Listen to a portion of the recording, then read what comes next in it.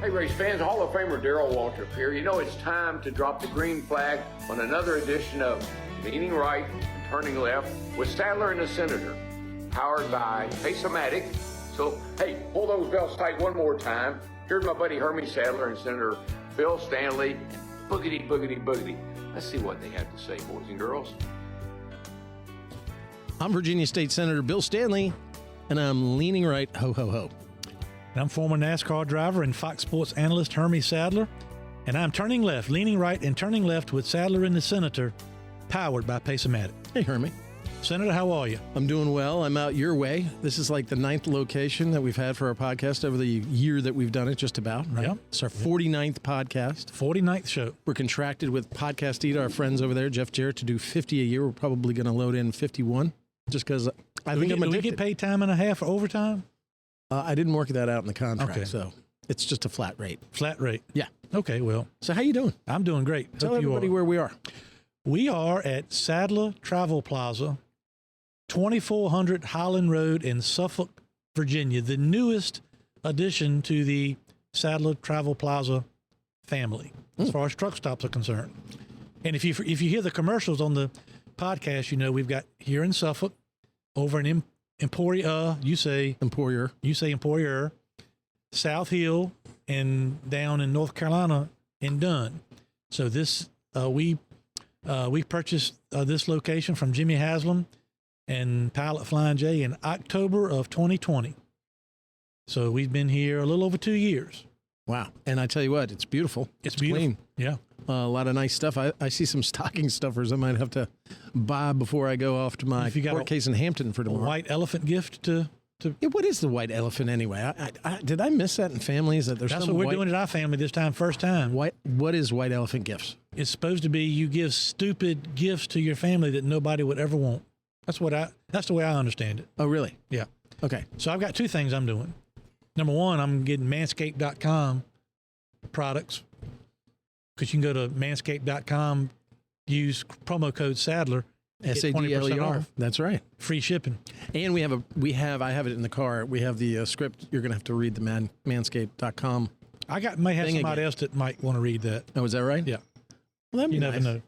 Manscaped commercial. I will say one thing. I was driving out here last night.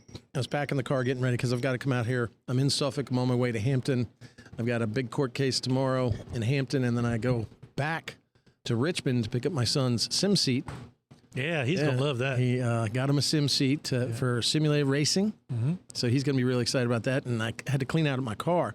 And as I was doing it last night, I hear this awful, it sounds at first like howling and then fighting. But it was coyotes. It must have been 2 packs in the woods at my farm got together and started fighting. And it was god-awful. And so Is that while you were hanging out on the patio? That's, yeah. Looking off the back deck? Yeah, because you can. And, and so I ran back inside, got my firearm, and came outside. And I told my wife to come outside, and they were still going at it. But they were just up the ridge, and it was, what you do when you live on farms, in between farmers, you start texting all your farmer friends, tell them there's a pack heading this direction. And all our neighbors were on alert and going up and down with their ATVs, trying to force them away from their cows and stuff. So that was interesting. Then driving out this morning, 2 things happened. I was driving out this morning, and I'm always looking on the side of the roads because, like dogs and cats, I don't want to run over squirrels or anything like that. And out from underneath the Jersey wall, one of the metal, barriers, squeezes this giant thing I've never seen before. Until it got out, it was kind of stuck. And it was a huge billy goat with these big, huge, giant horns. And I about ran off the road trying to avoid his butt. I mean, he must have been making an escape. So I'm thinking we're going to have a very interesting day today. And then the final thing that I saw when I was coming out here is that if you ever travel on Route 58 heading east, Route 58 is the longest highway in the Commonwealth of Virginia, connects all of the southeast side of Virginia all the way to the southwest to the coal fields out there in Dickinson County to the lines of West Virginia, Tennessee, and Kentucky. Look at you dropping knowledge. Thank you very much. Do you like that? I did. So, I don't know if it's true, but you sounded No, like it totally made everything up. It totally made it up. But the one thing that is true is that if you, about every 3 miles, you will see a giant billboard sign with this goofy dude over here's face on it, Sadler, and says, "Hi, I'm Hermie." Well, I saw this sign that says, "Come to Dunkin' Donuts. Get yourself a fresh donut," says Hermie Sadler. And then it says, "Straight ahead, 70 miles. I'm like, who's going to? So you got me thinking about Dunkin' Plant the Donuts. seed. But 70 miles, I'm thinking Plant donuts the right now. seed. I'm thinking chocolate covered. I think you're probably exaggerating. Sprinkles, on the mouth. peel. And I'm like, now I got to wait 70 miles I to think get a it's donut. 40, 35. I thought it said 70. But I know it sounds better for the podcast. then, but I felt better about myself because, here comes another Hermie Sadler sign. And it says, Dunkin' Donuts, straight ahead, 33 miles. Like, woo, I'm almost there. But I see you have a nice Dunkin' Donuts over here. Yep. So I got all excited. Now I get here and I'm not hungry for a donut. So, but I'm here. I'm not for sure you. what you're trying to get to, but you didn't let me finish my story about the white elephant gifts. Oh, okay. Go ahead. Sorry. So I got to tell this story. Back when I was growing up, I was so fortunate.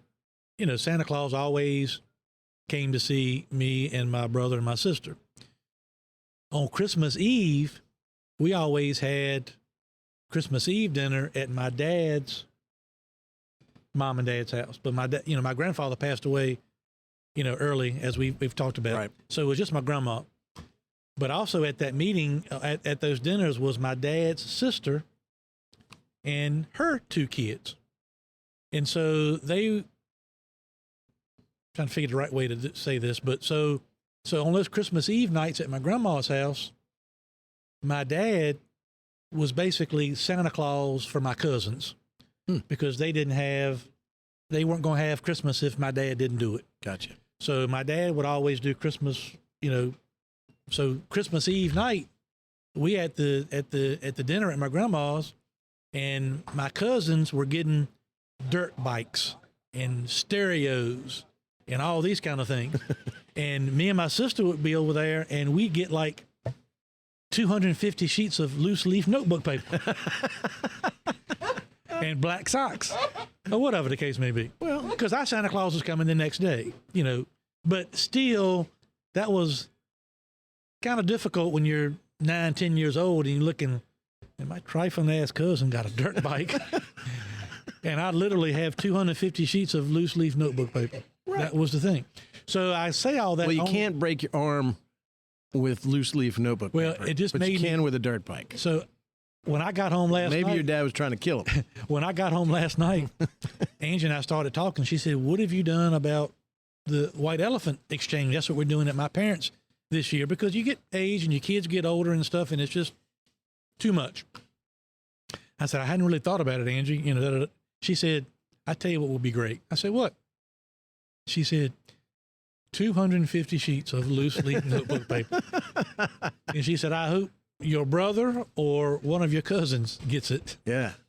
So this is like a gift exchange kind of thing where. So we used to just like give real gifts, and then my mom and dad would give 2 or 3 to each grandkid, all that. Right. But we decided this year the kids are older. Elliot's got the only one with still has young kids, but they have everything they could possibly need and want.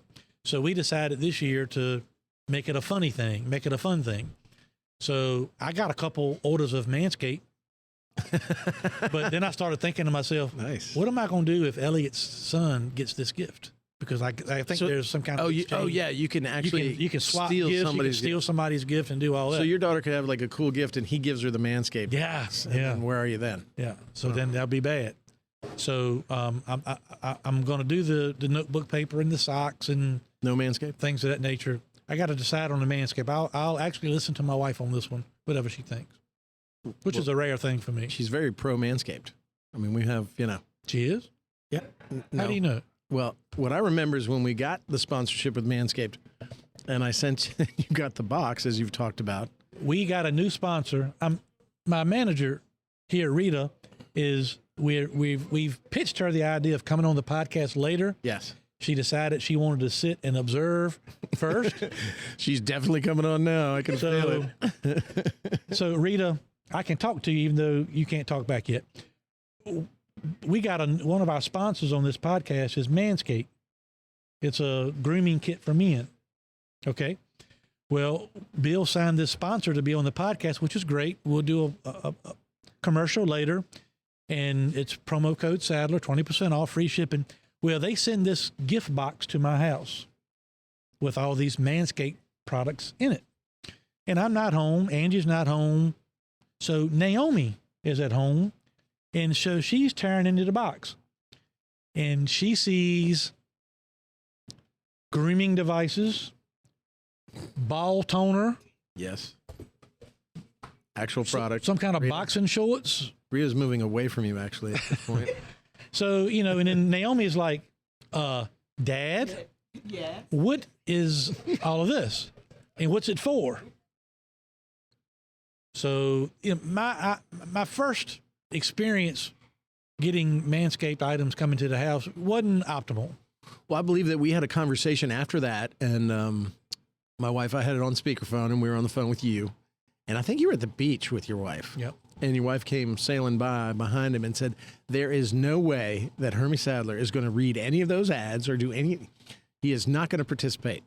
And Hermie's ambivalence went to, I can't do it, guys. I can't go out tonight. I'm in trouble. I'm grounded. And so I've been reading them until we've had Shep Moss read them. Shep Moss. Yeah, we had Shep Moss read them. We had Jungle Girl read them. Jungle Girl did great. She did a great job. Jungle Girl wanted to know where was the Manscaped for women. Right. I've read a bunch. Yeah, I did one last week. And then we finally got Hermie to do one last week. Yeah. Which was probably You're not our going to believe best these show. commercials, Rita. It's unbelievable. They write some pretty clever stuff. Borderline embarrassing. But it's a good ad. It's a great product, too. Great product. A great product. And we're always happy to have You manscaped.com told me as part of it's- this podcast. Saved your life just about. I don't think I used those words. But I have had a noticeable difference in my life. How's that? Okay. Without defining it, we'll just say I've had a noticeable difference. Yeah. That's all we're going to say. But it's been great. And I use the body wash. And you started giving me that I mean use look the- and you've turned red when I said that. Why I'm is always that? red. Oh. It hides my total embarrassment that I have at all times. Let me just ask you this. Does my sponsor, does Laura Stanley approve of the Manscaped? She does. She does? Okay. She does. In fact, somebody's going to get Manscaped in our family this Christmas, Yeah. and it won't be a white elephant. Yeah. So, yeah, she approves. She gives it 2 thumbs up Mm-hmm. and giggles and giggles at me. Yeah. But no, they've been great sponsor. We're happy to have them with us. And you know, you're talking about Christmas traditions. Your dad, you guys would go over there and have those presents, and you get that loose leaf paper. I mean, what's a tradition in the Sadler household? Is that, you know, what do you do with your family and your 3 girls? I mean, how do you guys celebrate Christmas? Well, one of the things we've always done from the time that I can remember growing up is and I'm sure other parts of the state and other parts of the country had their own, but for us, the quote unquote legendary Santa was always at Miller and Rhodes in Richmond. So from the time I can remember, we all loaded up in the car and went to Miller and Rhodes, legendary Santa? the legendary Santa. And then you would go up after you visit Santa and go up and eat with him. And, you know, they had Rudolph cake and all that. But the cool thing, they had a setup to where This is actually, he thinks it this way, but this is actually his crazy Uncle Fred that they used to go visit, and he thought it was let me finish legendary my Santa. story? No, I'm just having fun talking to Okay. Rita. So what you would do is like we did, and we went Sunday this past week. We still go, even though we're all older and all that. I told my kids, still tell them, if you don't believe, you don't receive. So that's the way it works. But the way it's always been at the legendary Santa is you walk up first and talk to the Snow Queen. And the Snow Queen would ask you your name, and somehow magically Santa would hear it. So the legendary Santa's thing, Santa called every kid up to see him by their name. So when you go, it doesn't mean much when you're 53, but when you're 6, 7, 8, and they go up and says, Hermie, Elliot, Missy, come on up and see Santa. You're like, holy shit, he knows our name. You know, now I go now and I see the Snow Queen talking to, you know, Elliot's kids, and they're like, Wyatt and Austin. Wyatt and Austin. You know, he's And you finally figured it Snow out. Queen. It took me 52 years, but I You figured it out. finally figured it out. She's got a little earpiece. She's talking to Santa. Yeah. So we took That our had to be just a bummer when you figured that out. I still love it though. We took our yearly trip to Legendary Santa on Sunday, and then we all went out for my mom's birthday. We all went to, it was 19 of us. We went to Can Pie to eat after we went to see Santa Claus. And then what really upset me was after we ate, Haley and I went home and Angie and Naomi and Cora decided to stay at Short Pump and shop. Ooh, with whose credit card? Whose credit card do you think? Yours. I'd have to guess. So Santa was extra good after you left, right? It's just they were left over there with no supervision. So Visa was saying, Naomi, Uncle. and Visa was saying, Uncle. and Angie, over and over again, wasn't it? Yeah. Oh, that's a But they may have bought a thing or two for me. okay. So what? So you do the legendary Santa? Is it still the Legendary same Santa, Santa? or have they replaced it? Actually, no. Santa. The one that I was there, his name was Dan Rowe. Actually, we became great family friends. He used to come watch me race and things of that nature. We started going to him in 1973, 1974. He died in 2018. Oh wow. He was about 90. He owned a little furniture business over in Richmond. And actually, after he retired, he came and did a couple events for us at the barn behind Elliot's house. He came to see our family because he was the Santa that grew up with our family. But the cool part, when your kids get to be 10, 11, and 12 and start kind of questioning Santa. So this Santa Dan that we called him, had a very unique voice. You could not mistake his voice. So every time we got the idea when Cora and Naomi started getting to the point where going to school and riding the school bus, people started making them question whether or not Santa was real. Anytime I sensed that, I would get Santa Dan to call the house and talk to Cora, and Oh, really? he had that voice, like, hey, and he knew our dogs, and he knew, I'm coming, how's Chloe doing? How's the dog doing? And, Cora, I'm going to be there to see you Christmas Eve, and I'm going to put a little touch of soot on your nose when Santa comes in there, and oh, Santa loves you and all that. And Cora's like, that's it. It's real. I know it's real. So I could buy another year Oh wow. out of it. So how long did that last? Several. Really? Several. So when do you think And the great news is, you and Rita both know my precious Haley. She still believes hard. Okay. She gave Santa her list. She has an Amazon list. And Haley isn't even leaving nothing to chance. She printed off her Amazon list and gave it to Santa and said, you got it? And Santa said, I got it. So she has some expectations? Santa was trying to talk a few things off the list, and Haley wasn't having it. Oh, really? Yeah. Everything is Santa tries to do the old, have you been good? And I'm going to do the best I can. And would you like some surprises? Haley said, nope. I want my list. Don't ad lib on my list. How do you do on the list? So how does Santa do on the list she gives? Well, Hannah, I can imagine that's a pretty extensive list. it's 15 items, and Do you limit the number? You say, okay. Oh no, not with Haley. Okay. No. So it's always 15 items, or sometimes more. Oh, last year it was 39. Yeah, that's what I So remember. she's cut way back this year. I remember she had a pretty big list. She's cut back. So the legendary Santa's one of the things, and then closer to time, Christmas Eve, we always eat at my sister's house. We all go out to eat with Missy at her house in Sadler. And then Christmas Eve night, we go to my in-laws, which I always enjoy thoroughly. You love them? I love them dearly. Yes. And Christmas Eve. And then Christmas Day, we eat again. Christmas morning, we go eat breakfast at Cora and Cameron's house. Okay. Then we'll have lunch at my in-laws again. And then Christmas night, we go to my mom and dad's. So when do you open gifts? Right when you wake up? We do that Christmas Eve night at Cora's house, and then we'll do it Christmas night at my mom and dad's house. Oh, wow. Wow. That's quite an itinerary. What's your traditions?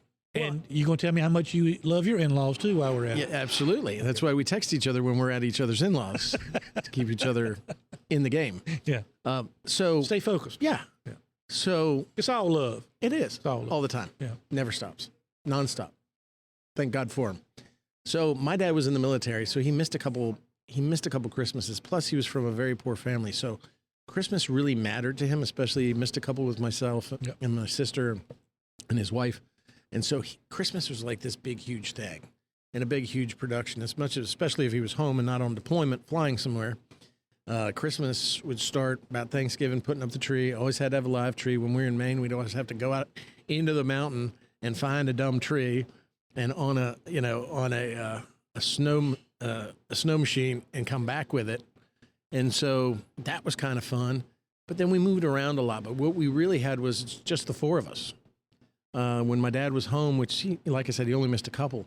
The greatest thing was that we didn't have to go to in-laws because our in-laws, my mom's parents lived in Oklahoma. My dad's parents lived in Missouri. So we were in California, Texas, Maine, Virginia Beach in Northern Virginia. So occasionally we would go out to the grandparents, but not that often. So the best part was that it was always just the four of us. And we would spend from the moment, and my dad made sure that, and my mom made sure that from the moment that we got out of school, it was just the four of us as a family the whole way through. And then Christmas was really special in terms of the gifts. I mean, that's when he would really kind of go overboard. I remember getting the, Joe Namath electric football. You remember with the little plastic guys that would not go. Oh, the thing vibrated? Right. And they'd go around in circles. Yeah. And stuff. And as soon as they hit, you had to stop. Exactly. I love those Yeah. things. That was one of my favorite gifts. And No loose leaf notebook paper? no loose leaf notebook paper. I get like helmets for the Miami Dolphins. That was my favorite team at the time. And, but Really, they you've made had it, enough? they've really made it special. And so we did that forever and ever and ever. And then, for many years after my father died, we'd all get together. We were all kind of in Northern Virginia. And then my mom moved down to the lake, and I moved down to the lake eventually. And so it's been kind of us. And then with my wife, that kind of brings back the spread of where we go to her family's houses, my mom's house. And mom usually comes over either the night before or the morning of and celebrates opening the presents with the kids. But what my wife does in our own traditions is first, she organizes every gift and they have to have the numbers right. So Santa has to give the same number of gifts to each one of the children. We have that same problem, yeah. Same number of gifts from us to the kids. Mm-hmm. And my mom can't vary. Always wraps each child's presents in the same wrapping paper. Oh, we don't go that far, but yeah. But she's your pile, because kids, you go in there. I got 7. You've got 8. Oh shit! Yeah, exactly. Even in the socks and the stockings, which stockings were always important for us in the Stanley family tradition. It was probably the thing we wait till the end to do. But so she gets a spreadsheet. And she's got everything listed out and the prices, and I always seem to mess it up by buying something, or I'm out, and I see something I buy for her, mess up her numbers, and she gets all upset. But she's really organized, as you know, Laura is, and so we've wrapped probably half of the gifts already. We're a lot farther ahead than what I usually would be wrapping gifts at midnight, putting stuff together at midnight on Christmas Eve. So that allows us to enjoy each other a little more. Our kids' last day of school before break is today. It's Tuesday. This will drop Thursday before Christmas. And then we just kind of hang out as much as we can between us before we have to go to the in-laws. Or I have my mother over. Does Chandler know he's getting a sim seat? Luckily, Chandler will not be listening to this podcast. I was getting ready to say, because he does not. Okay. He doesn't. And he still believes in Santa Claus. That's great. I blew it with my older kid because I asked him, do you still believe in Santa Claus? I thought it'd been released from other people, and I kind of blew it there. My youngest one she came around to it about 12, 13.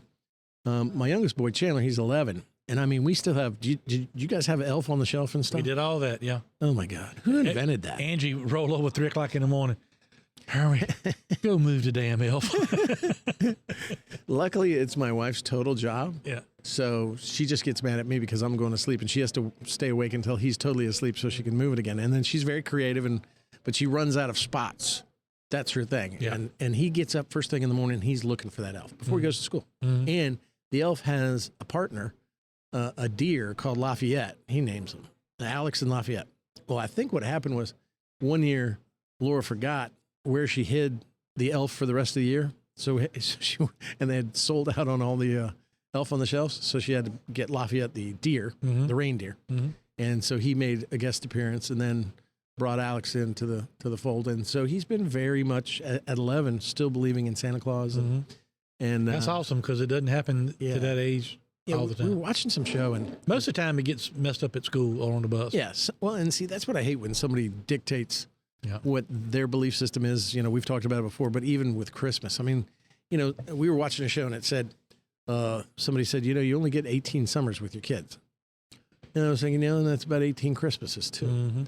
And the difference is that when each of them transitions out of believing in Santa Claus, it kind of brings it down, a little bit more. I love the thought of Santa Claus where my wife and I are wrapping those gifts when they're asleep. That is always in the same wrapping paper, Santa paper, which we then have to hide in certain areas where they can never find them.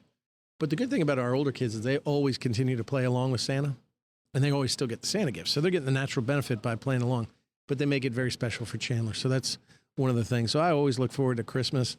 I look forward to Christmas for one thing. I know my calendar for my legal career and my court cases is winding down. But then after Christmas, the dread is I got to get ready for General Assembly session. We got a lot of things to do. But this year I'm making sure that I'm only putting in 5 bills. So I'm not overloading. But it's been a really tough year. Mm-hmm. Ultimately a very good year. Certainly for your court case, for a lot of the cases that I've tried. But there's nothing quite like Christmas with just your unit, not, outside all the in-laws and the cousins and the aunts and uncles. It took me a long time to really fully appreciate the time around the holidays, because as I grew up and got older and you have kids and families, and of course I was racing and working and doing appearances and stuff, and and I guess I always just kind of took for granted, or just kind of felt like that all 3 of my daughters were going to be under the roof with me forever. And now, Cora's married and out, and Naomi's in college and this. So now just the simple fact of all the kids coming over to the house, if only for a couple hours, and having everybody under the one roof again is way more special to me now than I ever thought it would, because you just think it's going to last forever. Take it for granted. Take it for granted. Yeah. And now whatever I can do to get Cora and Cameron, and when Naomi's at home and Haley's there, if we're just sitting around the kitchen table goofing off and telling jokes and laughing, and which, you've mentioned a couple times, in which I appreciate you saying that. It means a lot. My little family's close. Oh yeah.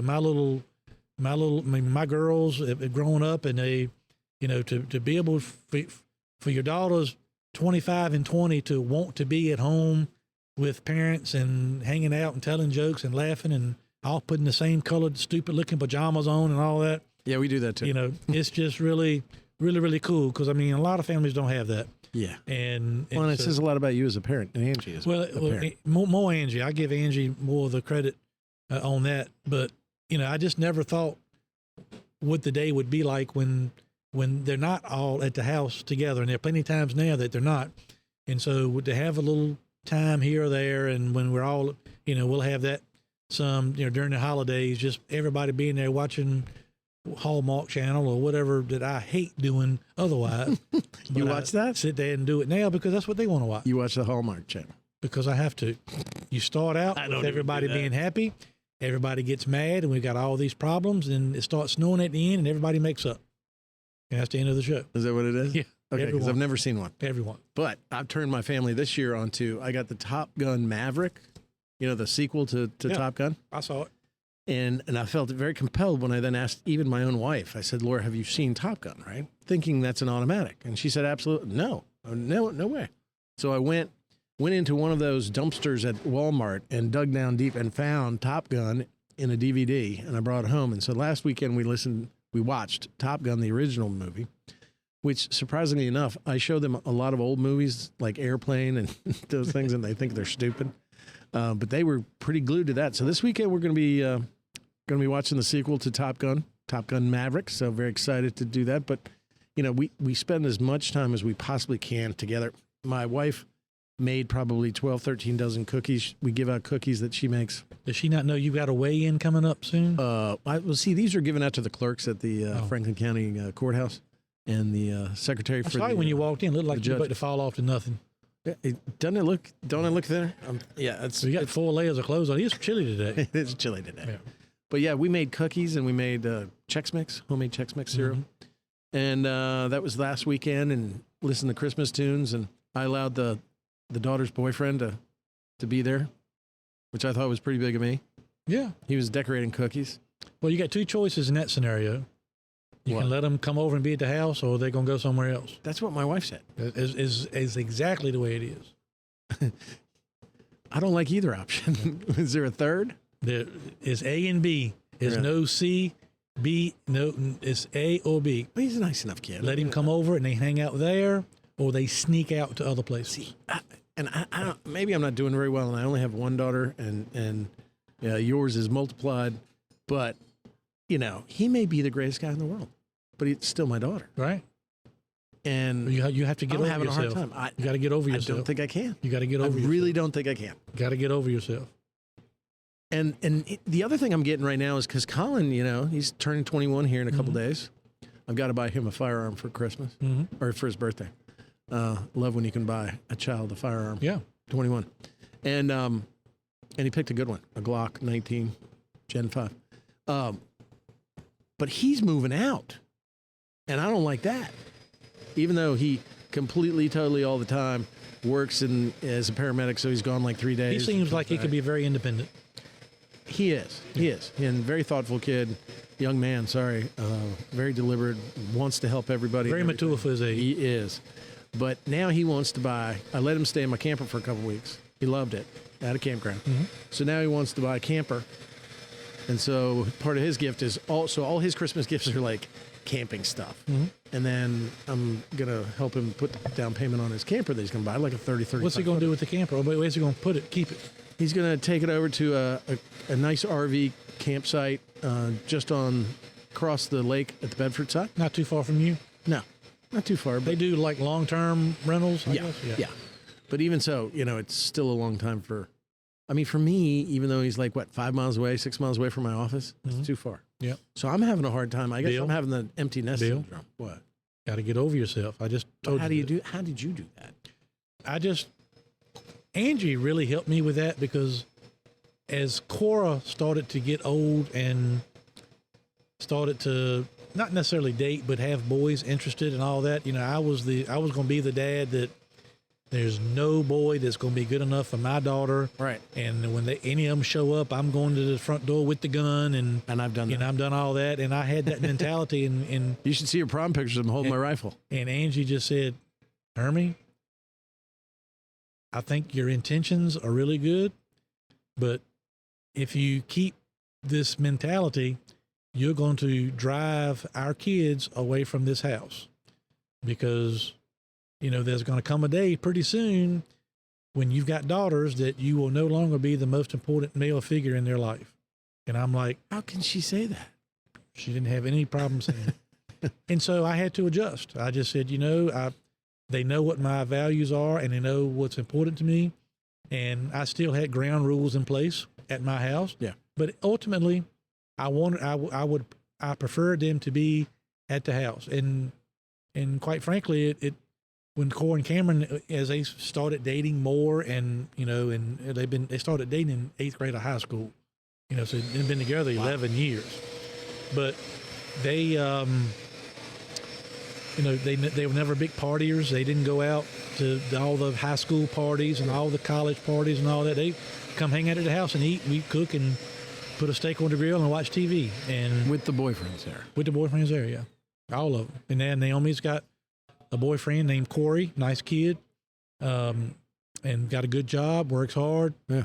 And I met him, a nice guy. Yeah. So we do a lot of stuff together. We do a lot of stuff, me and Angie Haley, the other two girls, and now Cora's got a husband and Naomi has a serious boyfriend, and we travel like that all the time. And luckily, Naomi's coming along with Corey quite the same way Cora and Cameron were. They would rather, which I think is wonderful, they would rather be at the house with us or all of us get together and eat at Cora's house.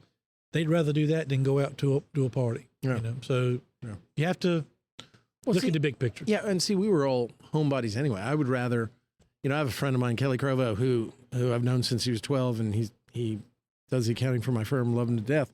He has to constantly be with friends. Like Tuesday night is Taco Tuesday, and then they go, they have supper club Sunday, and then they all watch the football games together, and they do all that. I mean, I've never been that way, and I found a wife who's not like that. I mean, I would just rather be home. Yeah. Because usually I'm on the road. Like right now, I'm on the road. I'm 3.5 hours away from my house, almost 4 hours away from my house. I've got a big, round trip coming. I go to the General Assembly for 2 months. So every time I come home, I just want to be with them. I want everybody sitting there. The difference being now, the 11-year-old's looking at his iPad, 17-year-old girl's up in her room watching TikTok or whatever and videos. A 21-year-old's at the paramedic at the station running calls. And so I came to this realization just recently, and of course looked at Laura and said, what do we do? And she's obviously more accustomed or getting ready for this than I am. Next summer, my daughter's going to be going off to college. So she's going to be out of the house. Colin's going to be out of the house. It's just going to be Chandler. And he's 11, so at least I got some time here. But then he turns, 12, 13, turns into a teenager, and they, start to think you're not the funniest guy in the room anymore. And I'm having a hard time with it. Yeah. And I never thought I would because, I was happily divorced for many years and living by myself. And now I would be terrified if they weren't around. And so hopefully they come back. And I guess you're right. Can't force them away because what you do is you squeeze them so tight they want to just leave. Yep. And I'm actually going back a little bit of a different way because our lives are so crazy. All my years of racing and TV and the crazy lifestyle that I lived. And my wife works very hard like yours does. Angie works 16, 17 hours a day. And we've got Haley that we deal with. And, Cora's working, Naomi's at college, whatever. But I decided a couple months ago, and I wish y'all lived closer, you and Laura, because we decided a couple months ago that we were going to take one night a month. And there's a little nice little steakhouse just over the border in North Carolina called Middleburg. Buddy of mine owns it. And it's far enough away to where Angie and I are, quote unquote, getting out of town. But it's only about 45 minutes. So we're not, So we've started for the last couple of months getting like 5 couples together and going over to Middleburg. Yeah. Shep Moss and Terry and David Sneed and Sandra and David Height and his wife Amy and Sean Beaver and Denise, and we've got a group of friends that we've always done stuff with, but haven't done anything with them in years. We just you get busy living life. Yeah. And I can't tell you until we started it. It's probably been 10 years since we've gone on a quote unquote date with other adults and done things. So Angie knows now because we went the first time, and then the second time we were sending the group text and we were having a hard time, figuring it out, because everybody's busy. And I said, okay, I'm not quitting on this. So we finally, set the date for the next one because it sounds simple, but just to go off with 10, 12 people, and they put us in the back room back there, and it's people that I grew up with and I care a lot about and all that. I want to get my wife out of the office and out of work for a little while. But you go over there just for a few minutes, a couple hours, and we have had so much fun, doing that. And so, because we just haven't done it, we just have not done it at all. So I have enjoyed doing that. But yeah, I mean, talking about Christmas and traditions, and I've just learned, especially in recent years, we don't have to be doing anything. Just to have the whole family unit, including the husband and the boyfriend, under the one roof, just gives you a sense of peace. And I've really learned in more recent years to enjoy that. Yeah. Well, I'm going to have to listen to some of your advice because it's similar to my wife's. Yeah. But, for me, I would rather have all the cousins and aunts and uncles, in-laws, outlaws, whoever, come over to my house. Now, if everybody wants to just come over to my house and we'll stay in jammies all day, I'm happy to enjoy entertaining, doing that kind of stuff. I really don't want to go out. Like on Christmas, like this year, we're going to have to go to Laura's brother's house. And he's showing off his house. He's got a new addition. House looks really good, but it's in downtown Roanoke. So I'm like, why do I want to go all the way out there? Why can't we just stay here? I would like the snow god to actually, we're supposed to get some weather, right? I would be more than happy if we get snowed in on Friday, Saturday, Sunday. That would be great. I would love that. Not that I don't like hanging out with my in-laws and brother-in-law and mother and father-in-law, or my mother. I like hanging out with them very much. I just would love to have that family foursome that we had, back in the day when I was growing up. So, yeah, we'll see if that happens or not. So, but Merry Christmas to everybody who's listening to this. If you're getting this on Thursday and Friday and Saturday, you're getting ready for your festivities with your family. Merry Christmas to every single one of us, every single one of you, and Merry Christmas to you too. Herb. So, what do y'all do for New Year? Do y'all have any traditions for New Year? None. Actually, I make Laura a salad that she likes very much with spinach. It's kind of a wilting bacon spinach salad, and usually I put a prime rib in for her, or tenderloin, something like that. Do a slow roast, slow smoke in the smoker. We hang out all day, play games with the kids, play games, and then we see who can actually stay up till the ball drops. I have been consistent in falling asleep first, at least for the last 4 or 5 years. So I'm going to try to up my game this year, maybe pace myself a little bit, try to get some good rest the night before. But, you know, we have always done that as kind of a stay-at-home thing for the family. It's that's actually when all 4 of us are pretty much together, and, you know, the in-laws do their own thing, and I enjoy that very much. And so we usually buy, you know, like board games at Christmas time, and then we play them until we get bored of them right around New Year's. So that's, you know, it's one thing we do a We're lot having my wife's 50th birthday party New Year's Eve this year. What was that? Oh, that's right. You said you weren't going to invite me because I'm not coming. Don't need. It doesn't matter if I invite you or not. 'Cause even if you are invited and say you're coming, you don't come. I'll ask my wife. Well, you talk to my wife. Why don't you remind her? Okay. I will do that. Yeah. But y'all don't typically have a normal thing y'all do New Year's? I mean, No, just a dinner kind of thing. Yeah. Just kind of relax and. yeah. Well, I'll tell you, for the first time, I mean, I'm really, not for the first time, but I'm really looking forward to the holidays this year, and looking forward to having everybody, you know, close by and doing the stuff we normally do. More than usual? I mean, what I don't know why. I just feel like, look, you and I have talked about this a couple times, and you and I both have a lot of responsibilities, work related, Yes. and family related. A lot of people are depending on us and all that. And you and I both have had this lawsuit thing, and it's just been a lot. You know, it's been extra, you know, on me, not only, but just a not a burden, but pressure. I want to fight and do well for so many people and all that.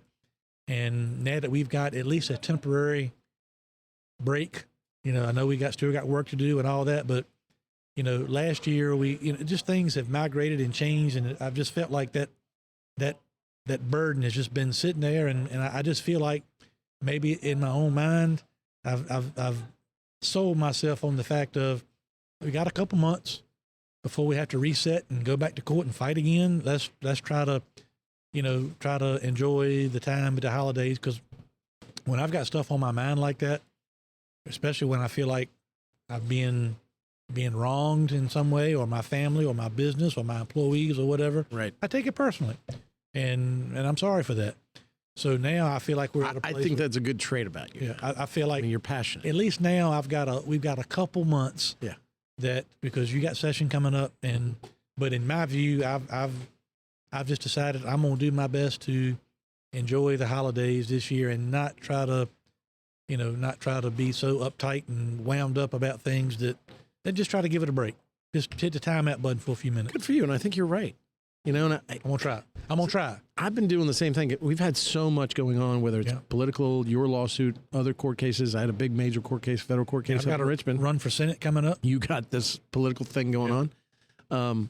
But I think you're right. I think it's just, I have not been able to focus and get in the Christmas spirit. I think I'll be in the Christmas spirit when I stop off at Sim Seats and pick up Chandler's new rig. Did you meet Garrett while you were over there? I did meet Garrett. Garrett's awesome. And Garrett may be listening to this podcast now that I told him all about it. Yeah. Garrett actually is a racer that works for Sim Seats, who races, I guess, in sim races that you race in. That's right. And so he had a lot of very good. Yeah. Nice family. I offered him a ride if he wants to come ride the open wheel modified. I have no doubt. So I offer everybody. So I'm going to, Rita, your manager over here, I think would be perfect to ride. Perfect. So, I hope we can get Rita on the show later. Yeah, we'll take a little break here in a minute. But I'm just so excited to pick that up for him. That's the first, you get excited when you get kids something. But he's going to absolutely love that rig. He's going to love it. And, for me, my wife and I were debating because we were looking at go-karts and things. And being out I of hope the you woods. weren't you're looking at a little limited. go-kart other than mine. No, just yours. Yeah. Well, there was a Coleman go-kart that was $1,000. Wasn't going very far. Yeah. And we just decided, let's take this step, make sure he likes it. See what kind of interest he takes in it. If he Because the good thing about the sim seats and iRacing, not only can he race, but if he chooses to, he can learn and get involved with the actual setups of cars, and you can actually build your own setups. He can. Oh, really? We can connect him with people, and Garrett can also. You have these. You get on teams, and you have test sessions, and you all go to Richmond and test for the day. Your team, and you're changing springs and shocks and stuff on your car, and it will teach him a lot about what makes a race car work and what makes it go fast and what changes you make to get your car to do certain things. Does all that? Oh yeah, Now, Garrett says he runs for your brother. that's right. Wow.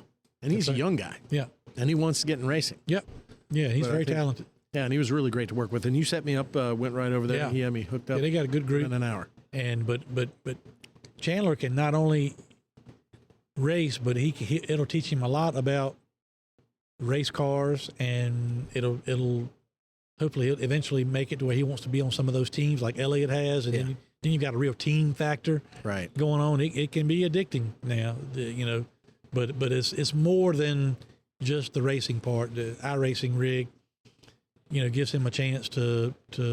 It'll teach him a lot of life lessons. It'll be fun. Yeah, I'm really excited for him. I mean, as a dad, the great thing is that you buy your kids toys every now and then. And maybe you get to throw the football around with the football you bought him at Christmas. I can jump in that thing when his curfew hits. Yeah.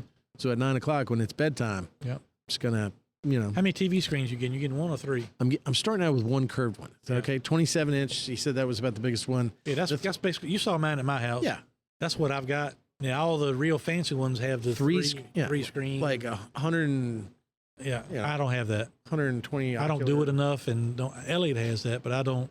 Mine is, I'm not saying at all that mine is a standard machine, but it doesn't have all the bells and whistles that the quote unquote professionals have, but I got plenty enough to do what I need to do. So I got a SimSeat rig, the rig set up with the seat, made sure it was Sadler Stanley I'm wondering colors. how you're going to get that in the back of your car.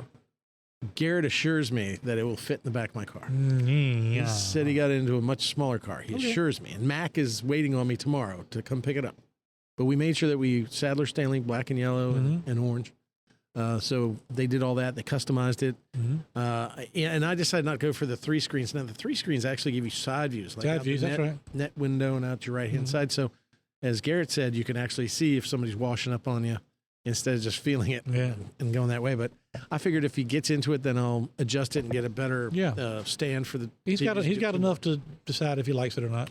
He's going to love it. Yeah, he really is. So I'm really excited about that. And we always get our kids big gifts, one big gift, and then the rest is stuff they want or stuff they ask for or stuff they need. But 250 sheets of loose leaf notebook paper. Never ever yet. But you're giving me ideas. I was thinking what about just the 3-ring binder to hold it in? Give your daughter 250 sheets of loose leaf notebook paper. Okay. Give Colin a pack of black socks. Okay. And just watch the smiles flow. Just watch the smiles. Okay, you got it. I think for more fun than anything else, I'm going to try. You'll get one of those. Yeah. Thanks. Yeah, great. And then on the pile. Yeah. There you go. Now, did you use the loose leaf paper or did you? God damn if I know. That's been so long ago. I'm sure I did. Did your cousins? I probably used it to make airplanes. See, you used it for good. Yeah. Did your cousins ever get the loose leaf paper? They always got the big. Oh no, they got dirt bikes, stereos, you name it. Now I don't want to trade with them. Sure. But back in those days, it's like, come on, get me to the next day, please. Yeah. And I think as a parent, I know my wife is always constantly looking at values, make sure that we're spending the same range on each kid, same number absolutely from Santa, same number from mom and dad for each one, so that no one is sitting there at the end, where I don't have a gift and they're opening their last 2. That's right. So she's very meticulous about that. So, and Lord help me when I knock that out of whack, which I've done like 3 times already. So well, it's a great time of year. We're lucky to be able to celebrate and have our family there. I want to take a moment and thank everybody, past and present, that serves in our military. Amen. That, gives us that, they may not be at home with their family this year, to give us the opportunity to be able to spend it with our family. So thanks to all the military men and women that are serving here and abroad. I mean, you can never recognize them or thank them enough because they do all the sacrificing for us to be able to talk about the things we're going to do and be able to do them. So God bless all of them and thank them for what they do. But I'm going to try really hard this year to take a deep breath and try to enjoy the holidays with the families. And because your next 6 months are going to be something, buddy. I can't You're gonna wait. something in the world. And I want to thank all the first responders. My son is a paramedic. He's not going to be here with our family on Christmas Eve. This will be the second one.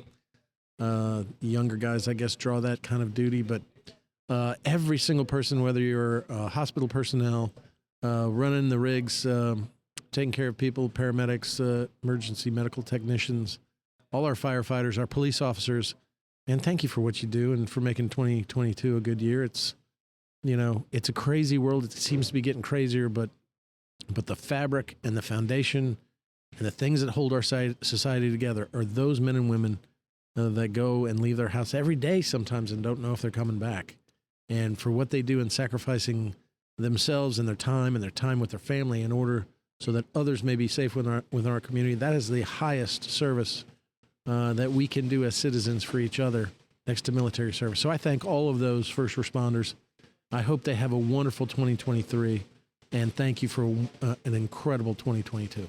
And as we head into break, I also want to take another opportunity. We talk about them every time on this podcast, but thanks to the people at Pace-O-Matic for this platform, for everything they do for not only the podcast, but our race team, their support for small business. And on top of everything else, and you and I know them, the Pace family is just great. I saw a video on Facebook the other day. They gave one of their employees a brand new car. Girl was having some car trouble, and Alan Joseph was kind of telling me the story kind of on the side, and could you understand what he was saying? No, but I got the point. On Facebook. Yeah. Not the point. But, those, they're very blessed, good business people. Michael Pace, Carmen, Paul Goldine, and Alan Joseph, and Gina, and, the can't forget Gina. The whole group. But they're a great company. Proud to be affiliated with them, but they do good things for a lot of people all day, every day, but especially during the holidays. So a special thank you during this holiday season to Pace-O-Matic and everybody involved for their support of our endeavors and giving us this platform to do what we do. Now we're going to take a break and we're going to try to get Rita, the general manager here at Sadler Travel Plaza in Suffolk, Virginia. 2400 Highland Road in Suffolk. It's driving in here, there's a lot of cotton balls on the side of the road. And then I saw a big cotton gin, and there's a lot of big cotton farms around, right? Yeah. Because you just see it on the side of the road. Got one in Suffolk, got one down closer to Greensville County, too. It looks like snow. I mean, it's pretty wild coming in here. But when we got here, started immediately talking to one of the patrons of your truck stop, a trucker, and what did he talk about? Manscaped. He talked about Manscaped, how important Manscaped. Guess what? Not prodded, not told. He just walked up and out of the blue. And he said, "You guys know anything about Manscaped?" And put my arm around you and said, "Do we? We know a lot about Which Manscaped." was just slightly uncomfortable.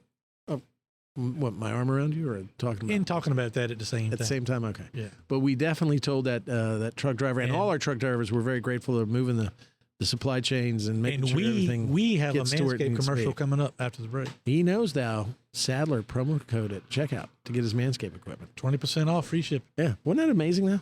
So when we come he back, legit did come up and start talking about it. so here's what we're gonna do. When we come back, we're gonna talk with Rita a little bit.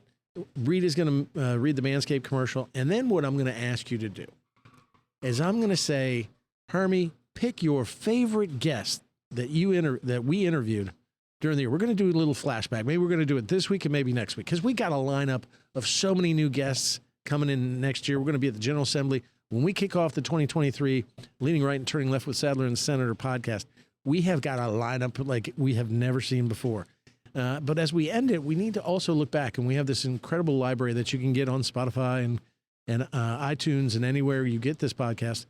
And if you go back in the library, we had some really incredible guests and some really incredible interviews. What I want you to do is I want you to look down that list on Spotify, and I want you to tell me what your favorite interview was and who you'd like to do it. And then we're going to have podcast heat here when we send this podcast out. not just do this week's podcast, but in the end, replay that interview with that celebrity. We've had race car drivers. We've had innovators in racing. We've had wrestlers. We've had politicians. And we've even had relatives. So I want you to tell us who your favorite interview was, and we're going to play this at the back end of this very special Christmas time podcast of Leaning Right and Turning Left with Sadler and the Senator, powered by Pace-O-Matic. We're going to take a break, ladies and gentlemen. We'll be right back.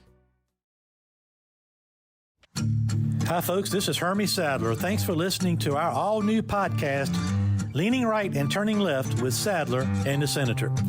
I hope you are enjoying the show as much as Senator Stanley and I enjoy bringing it to you. Whether you're a family traveling together or a truck driver hauling freight up and down the highway, I hope you will take the time to visit one of our Sadler Travel Plaza locations in Virginia and North Carolina.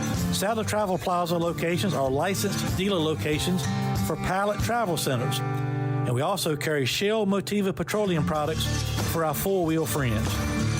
We pride ourselves on providing one-stop shopping for service, food, and entertainment. Our food options include Five Guys Burgers and Fries, Quiznos, Dairy Queen, Hermie Sadler's Faux Show Bar and Grill, Victory Lane Restaurant, Hunt Brothers Pizza, Dunkin' Donuts, and much, much more. Our locations include Sadler Travel Plaza in South Hill, located off I-85 at Exit 12, the Sadler Travel Plaza of Emporia, which is conveniently located on Exit 11B off I-95, and Sadler Travel Plaza on Highway 58 in Suffolk. We also have our North Carolina location, Sadler Travel Plaza in Dunn, North Carolina. That's Exit 75 off I-95. We appreciate all of our customers. And Bill and I appreciate you listening to Leaning Right and Turning Left with Sadler and the Senator, powered by Pace-O-Matic. Hey, this is Bill Stanley, Hermie Sadler's sidekick on this podcast. When I'm not in Richmond at the Capitol or doing this podcast, my real job for the past 27 years is as a trial attorney with the Stanley Law Group. Here at the Stanley Law Group, we represent our clients in every courthouse in the Commonwealth. No problem is too small for us to solve. No case is too big for us to win. Whether it's criminal charges, traffic offenses, civil disputes, litigation matters of any sort, we handle it all. We make sure that we treat every client like family because they are to us. Your problem is our problem. Your success is our success because we hate to lose more than we love to win. And believe me, we win a lot. Don't believe me? Go ask Hermie. I'm his favorite lawyer, and he hates lawyers. So give us a call at 540-721-6028 and let us help you. Or visit our website at www.vastanleylawgroup.com. That's www.vastanleylawgroup.com. At the Stanley Law Group, we'll make sure we're the lawyers that you swear by and not at. And we're back. I'm Virginia State Senator Bill Stanley. I'm still leaning right. I'm Hermie Sadler, and I'm turning left, leaning right and turning left with Sadler and the Senator. As always, is powered by Pace-O-Matic. You know, and I teased going out into the commercials and coming back in that we were going to have Rita here, and we do have Rita here. And we're going to have Rita read the New Year's is Coming 2022 Manscaped commercial, and Hermie handed it to her, let her review it, and she handed it politely back to him, and that was a no.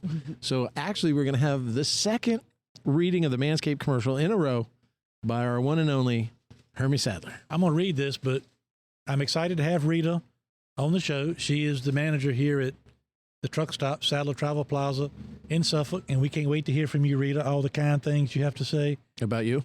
Yeah, oh, yeah. Oh, you say you were going to throw me on the bus like that. Don't worry, Rita. You're represented. I'm the counsel. Okay. Okay. Here we go. Are y'all ready Ladies for and this? gentlemen, manscaped.com, one of our great proud drum sponsors. roll or anything? Or? Okay. There you go. All right, here we go. Rhythm. Hey, fellas. This episode of Leaning Right and Turning Left is brought to you by our favorite producers of ball trimmers, Manscaped. The global leaders in below-the-waist grooming are leaving 2022 with brand new products. Persevere Cologne and Persevere Body Wash. 2023 is the year to up your hygiene game and smell amazing. And Manscaped wants to help you do so with this special offer. Use the code Sadler for 20% off and free shipping at manscaped.com. Take the leap into the new year and join the 7 million men who already trust Manscaped. That's 14 million doodads. Now, there's more to read there because we've got exciting products, don't we, Hermie? Manscaped.com. It's not just reading the commercial. It's talking about the products themselves because these are products that I swear by. Okay. And Go ahead not and read ads. this next thing. Okay. Yeah. All right. 2023 is on its way, and the last thing you want is to be the guy. Oh my God. Come on, Hermie. Swim to daddy. Rita, I'm Swim sorry. to daddy. I didn't pre-read this, and I saw I'm it. embarrassed to be saying this in front of Rita. If you're going to Okay. commit, you commit. All right, here we go. 2023 is on its way, and the last thing you want is to be the guy with pubes getting in your way of making it your best yet. That'd be a horrible New Year's. Be a horrible New Year's. Yeah. The Manscaped Lawnmower 4.0 is the leader of the Performance Package 4.0, or as I call it, the perfect package for my package. Manscaped engineered the Good thing you didn't read it, Rita. Thank you. Manscaped engineered the ultimate growing and body trimmer by focusing on intelligent functionality and an incredibly comfortable grooming experience. And it's got a light on it, too, so you can see what How do you know that? That's what I heard. Actually, it's the only thing that keeps me from... Okay, Rita. Yeah, exactly, Rita. Now, Rita, this gets better. Okay. Now, you know, Rita, I'm only saying this and doing this because they are sponsors on Have the to- show. But Right. we love manscaped.com. All right. I do. You ready for this next line? Lay it on us. Senator? No. My name is Frank for purposes of this commercial. This new year, shave the loose pines off your wood with the Oh, my best tool God. for the job. The signature lawnmower 4.0 from Manscaped is great here tool. to take down every pube in its path. Having trouble dealing with wild weeds in your nose and ear? Mm-hmm. Manscaped has you covered. Their weed whacker will change the game for you to whack your worst weeds. I think confidence is going to be king in 2023. You know what else I'm confident about? What? Smelling like $1,000,000. That's important. You asked, and Manscaped answered. Introducing the brand new Manscaped Persevere Body Wash and Persevere Cologne. And look, it's a good manly smell. And I have the body wash. I swear by it. I have the shampoo and conditioner, which look at my hair.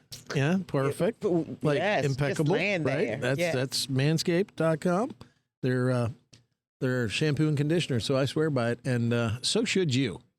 And so, Are you looking at me? yes, I'm looking right at you. And let me tell you, ladies and gentlemen, order now today on manscaped.com. All their products. You can go on their website. They've got so many things that you can look for and look through.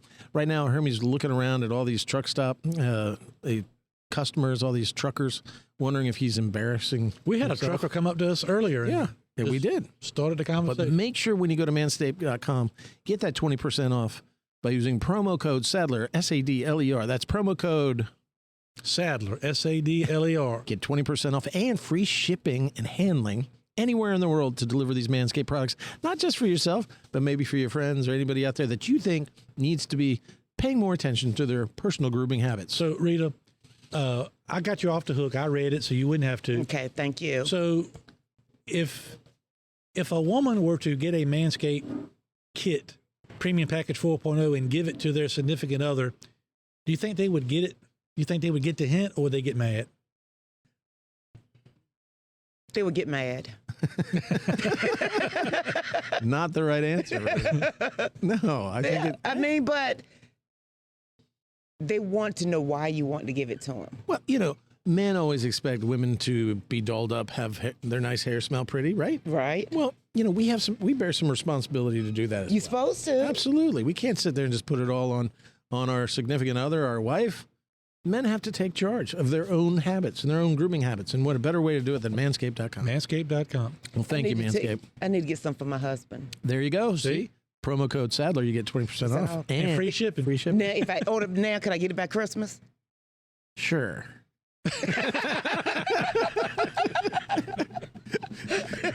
Santa can do anything. Okay, because I believe. Hey, absolutely. I think Sadler may have an extra box of it in the back of his truck. Well, listen, so I wanted to get Rita on just for a minute because I mentioned this to her, but we hadn't talked about it lately. I did say something to Bill during the commercial, but Sadler Travel Plaza, we have 4 of them: Suffolk, Emporia, South Hill, and Dunn, North Carolina. And all 4 of our locations, including Rita's business right here at Sadler Travel Plaza in Suffolk qualified for the Diamond Dealer Award through Pilot, What's that? which basically, you know, we're rated by our customers, most notably truck drivers. Drivers, yes. They come in and rate the facility, the cleanliness, the service, the stock, the stuff we have inside, and their overall experience here. It's based really on the drivers and what they come in and say about the facility and the people and all that.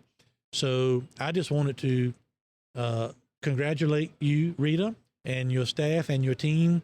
I think you and I, it goes without saying, every business that we've got, it's a daily challenge Daily. to run a business like this in the retail business. But Rita does a great job, and she's got a group of people around her that want to see her do well and want to see the business do well. And Rita stepped up from the time we came down here and purchased this business from Pilot Flying J and assumed the management position. Is that And the story you told me about one of the employees that came up to you and said, I want an opportunity? Is that sure, this one? that's Rita. Oh, Rita, you're like famous. You've already been on this podcast. You have. Already? Absolutely. We talked about you. Really? Oh, you talk so proudly about that. And, you know, what I notice is you get along with everybody. Everybody's calling out your name. You seem to be having a good time here. I at love the it. I truck love stop. it. I've been doing this for over 20-some years. Is that right? And I wouldn't trade it for nothing in the world. Even working for Hermie Sadler. That's the best part of it. Really. See? Oh, my goodness. Yeah. Really? He's my heart. Oh, mine too. He beats. Except my right heart's here. in my rear end. Sometimes my heart pains. But you know, Rita, we've through this entire, one of the reasons we started this podcast was Bill and I had this ongoing fight going on against the Commonwealth of Virginia. We're sitting right here looking at, you know, you have skill games in your facility, Yeah. and they're operating not only here, but it's small businesses all across the Commonwealth of Virginia because of our lawsuit.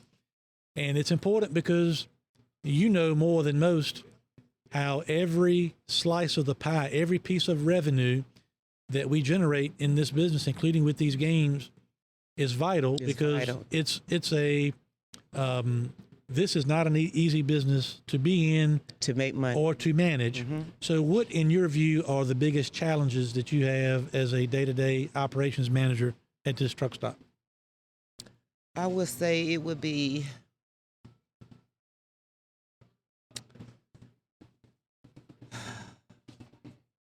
Hermie. People? Sadler. No, I mean, my employees help. yeah. Yeah. So we talk about this all the time, Bill. It would be help. And Rita knows because she's got her finger on what's going on around her and other places in Suffolk. So like here, we pay good. I think we pay good. Yes, they do. And I don't put anything in your mouth. I'm Right. I'm No. saying we pay competitive wages, What other places pay? and we pay. More. We have benefits and do all that, and we're paying $2, $3, $4 an hour more now than we were, say, 2 years Yes, ago, ago. and not really getting The quality of about. work. So why do you think that is? Because we talk about it all the time. We do. But about you watch on TV and it's like, you know, everybody needs a job. Pandemic's over. Money's drying up. People go to work. But why do you think? And not just us. There's people up and down this strip. I here and really stuff. believe it's the government. It's the free handouts. If you can get it, they're going to get it. Yeah. So if I don't have to work for it, I'm going to sit home and get it. And that's frustrating Yes, it is. Yeah. It really is. because you work hard. I work hard for my Yeah. money. Yes, I do. Yeah. And I have to take my taxpaying dollars to give somebody that's better fit to work than I am. You know, it's not right. Well, and it also kind of, if you think about it, then the child that lives in that home or the children that live in that home see that as the way to get ahead in life. Ahead in rather life, than, exactly. I'm going to work Working. hard and live the American dream. It's, I can sit back and do nothing. Do nothing and And- still, free house. And I think a lot of times the people that choose the government subsidy over wanting to work, wanting to get in that truck every morning and haul freight for 12 hours, That was who wants to come in here and manage and run the store, do whatever they do, that is also, I think, creating a discipline problem because, when as a child you see your mom or dad working so hard, you want to work so hard, you respect what they do. What they did. And then when they tell you things or they discipline you, you understand that they come not just from a position of love, but also of respect because of what they do in their lives to put the roof over the head, the shoes on the feet, and to make sure that we get good grades so we have a chance at the American dream as children, right? Exactly. Yeah. Exactly. And you see it all over the place. It's in every industry I'm seeing right now. You know, even in like when Elon Musk took over Twitter, he went in there and it was a bloated workforce that was getting paid an awful lot of money, and most of the rooms had, you know, where they could play bocce ball and not work. Right. And so we have this whole new generation kind of growing up that doesn't have the work ethic that we all We grew all up with. do. Right. Exactly. And it's sad. It How do really you is. So change what did that? this work on come to? You know. Especially when we're older. Exactly. And they're supposed to be taking care of us. Right. Yeah, no, we're going to work until we drop dead. Yes. We drop tell you, dead. the challenging part for people in Rita's position, as well as the managers at our other locations, as well as convenience store and truck stop managers all across the country, is, you know, you got a tough job. You're dealing with your employees. You're dealing with the general public. You've got to keep a store running. You got to keep it stocked. You got to watch this, watch that. But when the truck drivers and when the customers come in, they're looking for y'all to be the highlight of their day. Yes. So yes. They look for it. You can't. I mean, you got to be nice. Yes. You got to smile. Rita and I joke all the time about giving each other a fake smile. Mm-hmm. But really and truly, these truck drivers, they're, you know, in some cases they're upset and they need to vent to somebody. Or in And some that's cases, what they tell us. Yeah, you know, they just, they come in here for a smile. Yeah. They know they're going to get one before they leave out. Yeah. You know, and they've been in the truck for, like you said, 10, 12 hours by themselves. No one to talk to. That's all they need is somebody just to listen Somebody to talk to them, smile, and smile and listen to their problem. right, and let them flirt. That's it. Let them flirt. I bet you is have that an a real ongoing problem thing here with for that. you? Yes. We that's part of the job. Is it? Okay. Hermie, do you come in here and flirt with the trucker? I try my best not to. Can I see your fake smile? You give me that smile all the time. I know. Oh, man. And you thought it was legit. Our whole friendship is a lie. Right at Christmas, you have to leave this moment. Okay. So I ask you, what is the most challenging part? What's the most rewarding part of having the position you have?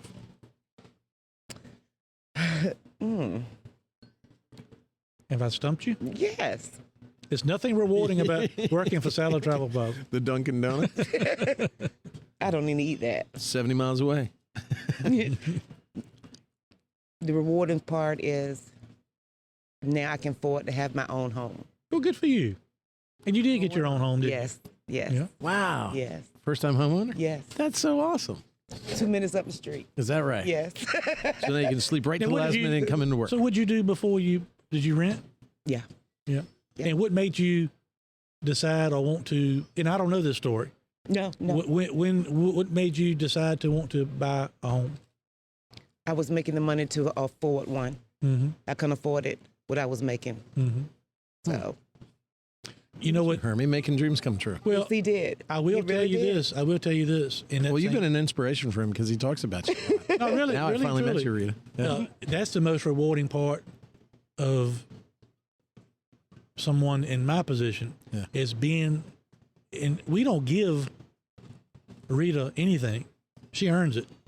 So to us, that's a rewarding part for us is to put somebody in a position and try to provide enough support and because we all need support and things to try to keep things moving, but put somebody like Rita in a position where she felt like, number one, that she was making the kind of money that she could make to afford a home, but also that puts trust in us too. Yeah. Because if she's gone and bought a house, which means she's borrowed money, which means she's going to be paying for a long time, which means she trusts us and our family that we're going to continue to be able to thrive and keep providing those opportunities. So that's a heavy load to bear there. It is, and we don't A take lot of it lightly. responsibility. Yeah.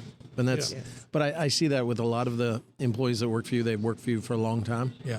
And they have that kind of trust and Yes. and they They get are that respect. wonderful. Yeah, They I are mean, wonderful. I like to see when Hermie respects somebody because he doesn't respect me. Oh. So, but when he's respecting you, Rita, and talks about you all the time, I'm thinking someday maybe he'll talk about me like that, and then I realize he won't. But you know, it's an inspirational story because you stepped up and said, "Hey, I want to lead. I can do this." Do this. And then I mean, really- look at what the reward has been for you. It's life changing. Yes, it has. That's great. We came up here during this process, and Rita may not even know this story, but you know, Jimmy Haslam that owns Pilot Flying J, also owns the Cleveland Browns football team. So, and the Haslam family is I'm friends with them. They've always been kind to me, but in 2019, during the NFL season, Jimmy invited me to come up to a game. The Cleveland Browns were playing the Carolina Panthers. And quite frankly, I had seen this place. I had been by it many, many times, going back and forth to the beach. I thought it was in a terrible location. I don't like the fact that it's only got a couple showers. It needs these things that we can talk about what we're going to do to try to improve this facility. But it's hard to get in and out of. Yeah. Ingress, egress, all that. It just never crossed my mind to even talk about it. But Jimmy Haslam played me. He flew me up to Cleveland. Boy, you're easy. Flew me up to Cleveland. And friggin' football tickets, you can get everything you want out of Hermie. I stood on the sidelines. I stood on the sidelines and watched the Cleveland Browns play the Carolina Panthers. And after the game, Jimmy and I went to dinner, and we're talking. As I'm getting ready to leave, he says, "I want to sell you a truck stop in Suffolk." And I said, "Jimmy, I think a lot of you and your family, but the layout is bad. You can't have a truck stop like that with just 2 showers. You got a conditional use permit here in the city of Suffolk that calls for no overnight truck parking and no truck idling. And by the way, this is a truck stop." Yeah. Had all these problems. And I said, "Jimmy, I just, we work hard at our businesses and ABC." I said, "But I can't afford to make a mistake on something like that. It's just, I wouldn't have built it there. You got to go all the way around the building, and trucks are driving across the parking lot and over the curb. And it's just, the whole layout needs a lot of work." And but Jimmy said, "I'm gonna make you a deal you can't refuse." And I said, "Well, okay, let me see it." And so, it's hard to say that $8 million is a deal, but what he did do was work with us on, we're a pilot dealer. We're a dealer store. So they can run trucks wherever they want to in the pilot family. People get so jacked up or confused about fuel prices when they see a fuel price on a sign at Pilot. They're like, "Oh, that's way too high." None of these trucks that deal with Pilot pay the price on the sign. They have contracts with Pilot. They pay at a different price. Yeah, they pay a contracted price that they've made with Pilot. So, but what Jimmy agreed to do was make sure we get a minimum commission, because Pilot can flow trucks. They can tell them to stop in Suffolk. They can tell them to stop. It's pallets everywhere. And I was concerned about truck drivers, until we could get it fixed up, not wanting to always come here because of the facility and lack of showers and no parking and all that. And so Jimmy said, "Well, I'm gonna make a deal with you on commissions, so to help, to kind of help ensure you that, because I'm probably shouldn't talk about it publicly, but Rita knows. And because Angie does it, my payment on this place is $48,000 a month, and then we got a lot next door that we bought next. That's 15. So was that for the trucks? We're eventually trying to put a parking lot over there. So you got to go before the local city of Suffolk. Yeah. So I met earlier today trying to get the conditional use permit changed, first of all, to allow overnight truck parking and truck idling. It's once we get that, which we're working towards, then we can go back and try to, build a parking lot. Yeah, because you've got like a distribution center right behind you here. There's plenty of stuff around here. Lots of trucks going in and out. You can't even drive in and out of here because the trucks are parked everywhere. Except in a parking spot because we don't have any. We got 13 right along the road there, and that's the biggest asset we have at our other places, Emporia and Dunn. And we can park 400 trucks. So basically, though, when the trucker comes in here, he may be getting something to eat, something to drink. But the problem is he can't now, because the next truck driver, and Rita knows better than I do, when a truck gets fuel, he can't come in here. That's why the deli was closed. The deli was closed when we bought it because Pilot said there's no time for a truck driver to park and come inside and buy anything. Really? So we bought the 40 acres next door. That once we get permitting straight, we plan to build a 300 spot truck parking lot then not only is it going to be good for us, it's going to be good for the city of Suffolk too, because these trucks up down the road and they've got nowhere to go. Nowhere to go. So once we have a parking lot, then people can get fuel, go park. We may even put another fuel outlet on this side of the building, but they can fuel, go park, come back inside and eat at the deli, eat at Dunkin' Donuts, play skill games, whatever. But I mean, we're sitting here right now, and there are a lot of truckers in here right now. Yeah. I mean, it's been a constant flow Yeah. since I got But here. that goes back to the staff. That's why I go back to the diamond dealer part. I mean, the truck drivers let us know that, they like the staff here because they're friendly and they even that's a when it's pretty fake, big they deal. smile. Even when it's fake, they think it's real. That's right. I don't think you could possibly have a fake smile ever. Rita. Never. She can. Yeah, let me Never. get in that mood. Yes, I can. Oh, really? Okay, I just never thought. You're so sweet and nice and wonderful. So what are your plans for Christmas? What do you got? Nothing. Zero. Zero. I just want to stay home, enjoy my family. Did you get Christmas off? Did I get Christmas off? You want to? I don't make your schedule. As your Do I? agent, I think you should. I guess I need to go talk to my employees. Can I have it off? You deserve Christmas off. You might get let paid me- holidays, so you're going to get paid whether you work or not. I know. Ain't that something? Somebody might get sick. But you're going to get paid, and then if you work, you get paid double. I know. So- that even sounds better though, don't it? It But does. This is working out great. I think this is I going just great. might let somebody get sick. You just sit back there and let me do the talking here. We're going to have this whole. You're going to be. You're going to actually. Tell us about your family. Who will you be seeing at Christmas? My kids. Tell And us my- about them. And my mom. I have 3 kids. I have 2 boys and a girl. Mm-hmm. My baby, he'll be 17 on Thursday. Baby 17. My baby. My Why did baby's you have 20. children when you were 9? Ah, ain't you sweet? You're welcome. Merry Christmas. Thank you. So I'm learning too. So you got 3 kids, 17. What else? 17, 32 32. women, 17, 35, and 39. Whoa. Yes. Wow. Wow. And 10 grandkids. 10 grandkids. Wow. And And are they spread all over the United States? or No, they- they're all of them right here in Suffolk. Well, that is good. So they will be, Visit. yes, they'll be 2 minutes down that road. And is Rita, quote unquote, Santa Claus? Not this year. No Rita Claus? No. No Rita Claus? Not this year. No, Mama couldn't do it. Ah. Mama tired. Oh, yeah. I'm sorry. That was silly of me. Working for Hermie, I get it. I get it. Well, it's wonderful to meet you, Rita. Oh, It and really is. hint, January the 2nd, I will be 55 years old. What? Yeah. 55 years old. Yes. It's amazing. Can you write down exactly what you eat so I can look that good? You know black don't crack? I did not know that. I bet you can teach me a lot. You got this man over here playing the game over here just cackling. No, this guy's learning a lot right now. Yeah, go ahead, Hermie. Rita, I just I'm wanna going to tell- contemplate what she just said. I'll be right back with you. Rita, on behalf of my family, thank you so much for the job that you do. We love you, as you know, and we got high hopes for this place for the future. Not only are we going to get the parking lot done, but we want to build new showers, add on a driver's lounge, a lot of things that we want to do once we can get things worked out in Suffolk. And we're happy and proud that you're here and this is your place. And I'm so glad that y'all gave me the opportunity to show you what I could do. Yep, and you're doing great. Well, you're doing a great job. Well, thank I mean, you. and this is my first time here.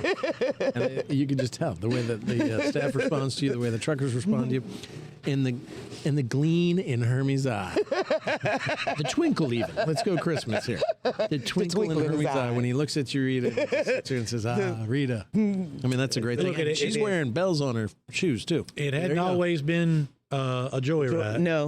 And, And you know, I bet. always be ups and downs. always you be know? ups and downs. Yes. But the good news is we find a way. We Yes. figure it out and find a way. That's a wonderful And place. move on. Everybody who Yep. might be listening to this, and hey, you've heard the ads that we run here on this podcast, but come by and say hi to Rita. Yes. Christmas Here 7 Santa days a Rita. week, 24 hours a day. Santa Rita. I'm going to stop here every time because, I'm always up and down 58th, so I'm So, yes. stopping in to see Rita. Yes. I can only imagine the kind of conversation y'all would have if I wasn't here. Oh, and I swear, just between the two of us, I swear. Just a little secret, right? Oh, pinky swear. Pinky swear. Yes. My new best friend. Can't wait. Rita, I'll be thank coming you. back back tomorrow. He won't be He here. won't be here. Y'all just get it all in. Now, let's be official here. She has Christmas off. Just fine with me. Okay. What about Christmas Eve? That's up to her. Now, you know, Let me tell you what like my banks dad are always closed on the said. 26th. It's a Sunday. Does that? Let me tell you what Let me tell you I mean, what my dad not says. affect her vacation and it's schedule because, you know. my dad says this, and it's my feelings exactly. The job is the boss, not us. So if the job is taken care of and people are here, Rita can stay at home. Rita, that was kind of wishy-washy. I need a little more commitment from her. But retail, that's the truth. Yeah, it never ends. It's 24/7. Never, it's now. 24/7. And, you know, but the good thing here is with these skill games that are sitting behind us, like even probably you're open 24/7, right? Mm-hmm. I mean, that's got to, you know, the truckers coming in and playing these games, relaxing a little 24/7, bit. yes. But that's got to be comforting to know that they're here and it's secure. That right? somebody's here, yes, especially at night. Yeah. Yes. And that's important. We've heard that a lot. I have. That has never been anything that I ever thought about during Me our neither. lawsuit. But some of the managers at my other stores have even brought up, says it really helps evenings and nights because a lot of people are regulars that come in to play and you So they know them. know. And yeah, and it's not anything I ever considered, but I sure do hear that a lot. Yes. It's a nice benefit. Yes. Yes. Now, Rita, before we go, because, you know, this is our Christmas special. One, I want to wish my new friend Rita, my new best buddy Rita, we don't Merry think it's Christmas. fair. Yeah, we cannot wait to come back. In fact, I'm going to do a head fake. I'm going to drive 20 minutes down the road, wait till I know he's gone, and then I'm You're coming coming back. back. And we're going to talk. Okay. So, Rita, we're going to let Hermie decide. This is podcast number 49. And so I'm going to look through these. I'm going to just start reading off who we've had as guests. And these are amazing guests. We've had Elliott Sadler, his brother, the very successful Sadler in NASCAR racing. Yeah. We've had football great LeVar Arrington from the Redskins and also Penn State. Oh, really? We've had former Governor George Allen, Yep. Joseph P. Camerata, my co-counsel in the Paula Jones case, former Speaker of the House Kirk Cox, Chris Williams, the king of merch for Dale Earnhardt Sr., and also director of the Smart Tour. We've had Todd Parnell, which is Parney. He's the manager, General manager of the Richmond Flying Squirrels. Flying Squirrels. Lynn O'Neill, a great stock car racer. Delegate Danny Marshall, who's both a politician and a race car driver, drove in the 24 Hours of Daytona, actually won his class.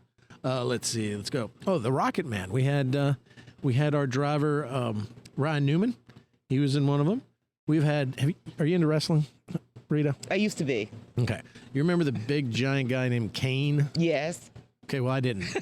And he has a real name, Glenn Jacobs. And Hermie one time sent me this email, and I was on the floor of the Senate.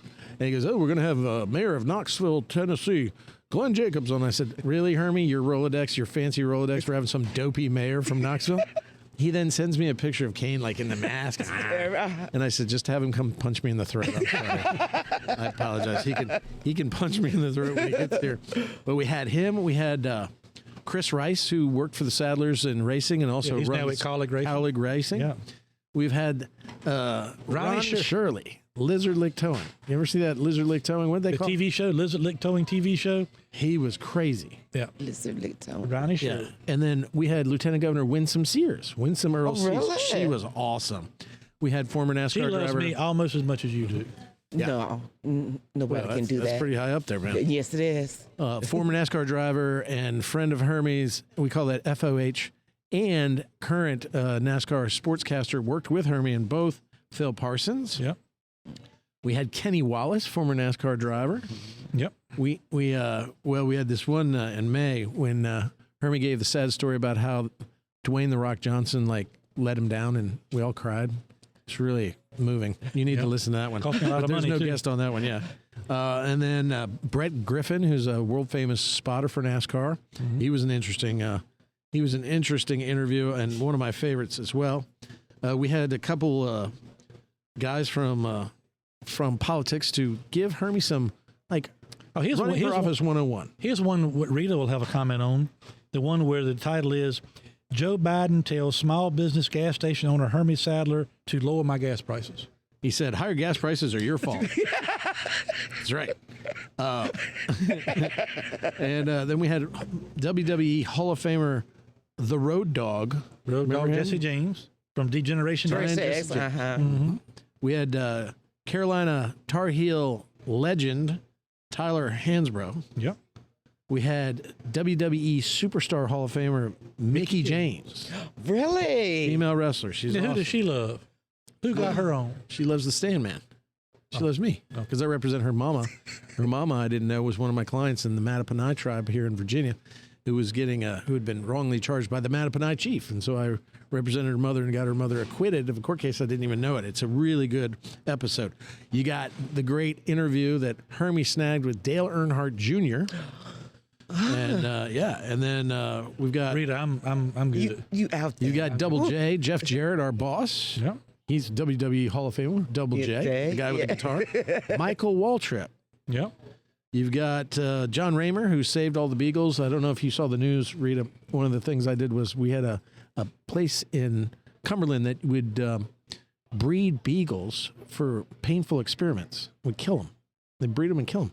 And I didn't like it, so I got them shut down. And so we had John Raymer on, who from Kindness Ranch, who helped me save a lot of those beagles. And I took 2 of them. I got 2 of them. And I got 2 of them too. Really? Yeah. I rescued 2 of them from in Vigo. Yeah. Yep. NASCAR legend Hall of Famer Ray Evernham. Yep. We had the Appalachian Podcast Boys came out there. We had you've heard of Richard Petty, right? Yes. We and you've heard of Kyle Petty, right? Yes. Yeah. Well, we had Dave Petty, the guy that's the third cousin twice Was removed. moved. Okay. Yeah. He's a lie. We had Kyle Petty. Oh, really? Just see how many Pettys you Another one What if in he my goes- Rolodex. Okay. And we had a great interview with Angie, his wife. A very moving and poignant interview talking about And living Mandy with Calhoun. autism. But Yep. autism, yep. And then It took Angie 4 seconds to get emotional on the podcast. yeah, she started crying. Yeah, when it comes to autism, because my youngest, my 17-year-old, he has autism. I didn't know that either. I Yes. didn't know that. Yes. Well, see, I just heard that. For the You were a first time. saint. Boy, he's got to meet Haley. Yeah. Yes. Yes. They would get along perfect. Yeah. They would. They'll bond great. So then we had Jungle Girl. How do you say it? Jungle Girl. She was a pro wrestler. Wonderful. She was a lot of fun. And then we had Hermie Sadler, and then the next one we had Hermie Sadler, and then a lot of Hermie Sadler on this one. Let's see, and I think that's been our last. Dads yeah. Like Us. That was good. Yep, that was a good one. But we're talking about celebrities. Okay, so which category? And those categories of the celebrities fall into 3 categories: politicians, race car drivers or race industry drivers, and wrestlers. Mm-hmm. Which one would you like to regale our listening audience with going back into the vault in a best of situation It and doesn't leaving have to be them just with great one, does it? holiday cheer? Doesn't have to be just one, does it? Well, I mean, we've been going an hour and a half. I know, but couldn't we get the? Why don't we do it again next week too? Could we get the people with Podcast Heat to put together like clips of more than one? I guess you're asking them right now because they're going to be listening to this going, hey, I guess we got to put this on the old. What I'm saying, like, let's maybe now and then maybe again next week, pick our favorite politician, pick our favorite NASCAR Like each set. and favorite wrestler. Okay, then pick one of the categories and pick your favorite interview. And we'll do one interview because they usually are 40 minutes to an hour. Yeah. So that's going to put this at like 2 hours. Do I get to choose? Yeah. Well, Your favorite interview. my favorite interview, and I don't mean this to be cute, but you were not there. But my favorite interview, See, you got me out again. in all sincerity, my favorite interview that I did, and let's do politician first. Get that out of the way first. Okay. I think I know where you're going with My this. favorite interview that I did this year, we took the team. You were working. I think you were in session. Yes. You were in General Assembly session last year. We took the Leaning Right and Turning Left with Sadler and the Senator show on the road With Brad Tuesday. with Brad Tuesday and Shep Moss. Yep. And I was welcomed into the home of one of the people that not only do I respect as a politician, if that's such a thing, but a great, great friend. And he's been that way for the longest time. We went to the home of former Governor George Allen in Virginia Beach. And I did about an hour interview with Governor Allen. And to me, and I like your thoughts on this too, Bill, George is just the kind of guy that when he talks about things that seem to be so complex, he makes them sound so simple. Mm-hmm. And I call him, I have my whole life, I call him not just about political or government but about life, about business.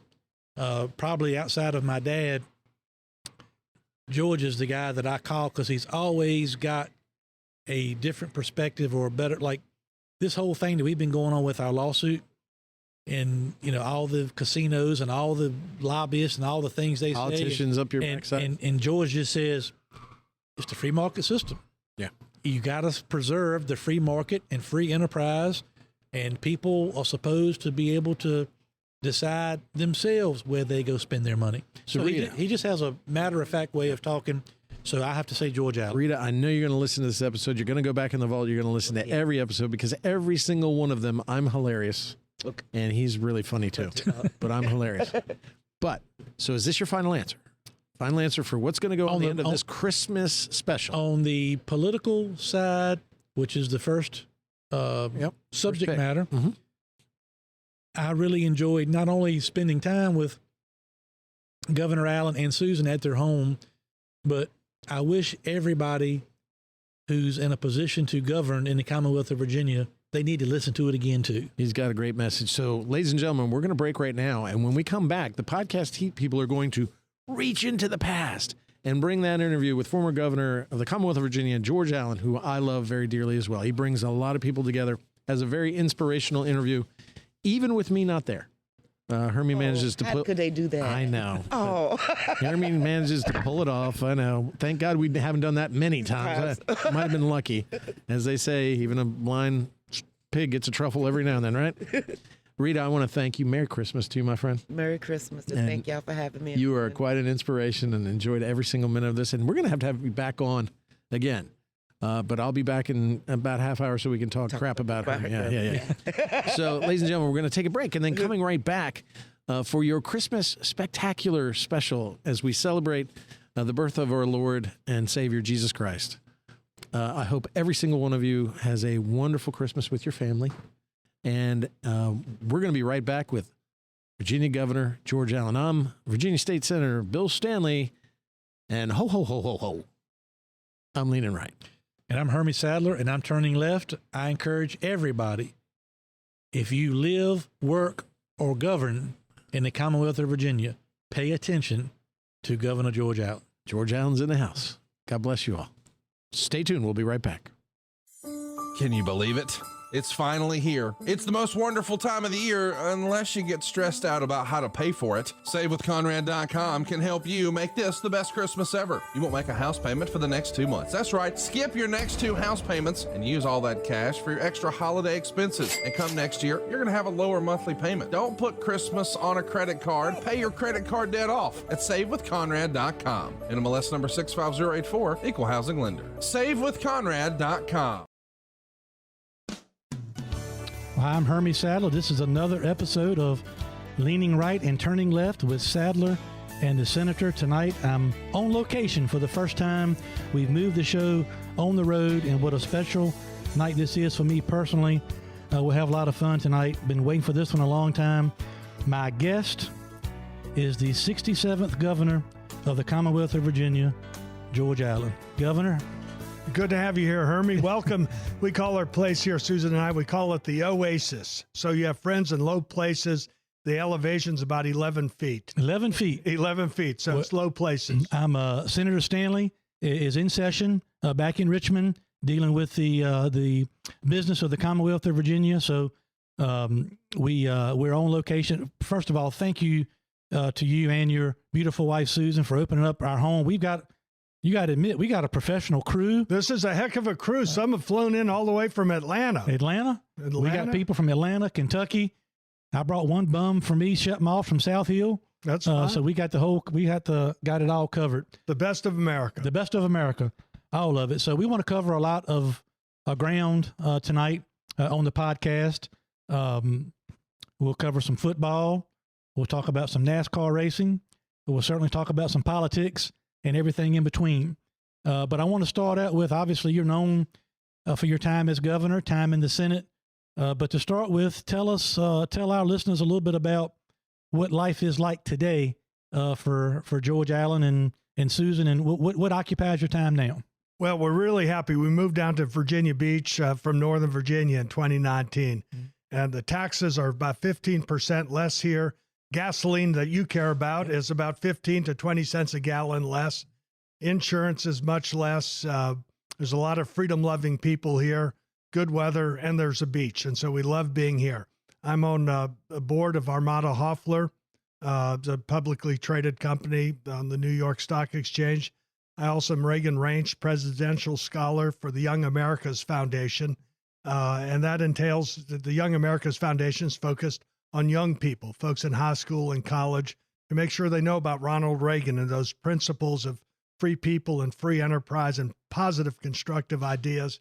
I'm also on the board of governors of the Reagan Ranch, which preserves the Reagan Ranch. It's like a presidential home, and you'd learn a lot from George Washington by going to Mount Vernon. The same about Ronald Reagan if you go to the ranch where he spent so much time, even as president there, where he signed the largest tax cut in history. I even got an acorn from that tree and have it growing in our yard here. It's grown up to about 3 feet. We'll see if it makes it through the weather here of Virginia compared to Santa Barbara, California. I also am helping out some tribal 8As, working with some artificial intelligence people, technology companies as well, and giving speeches generally on the competition between the states and what states need to do to win, to make sure there's more jobs and more opportunities and growth for the people.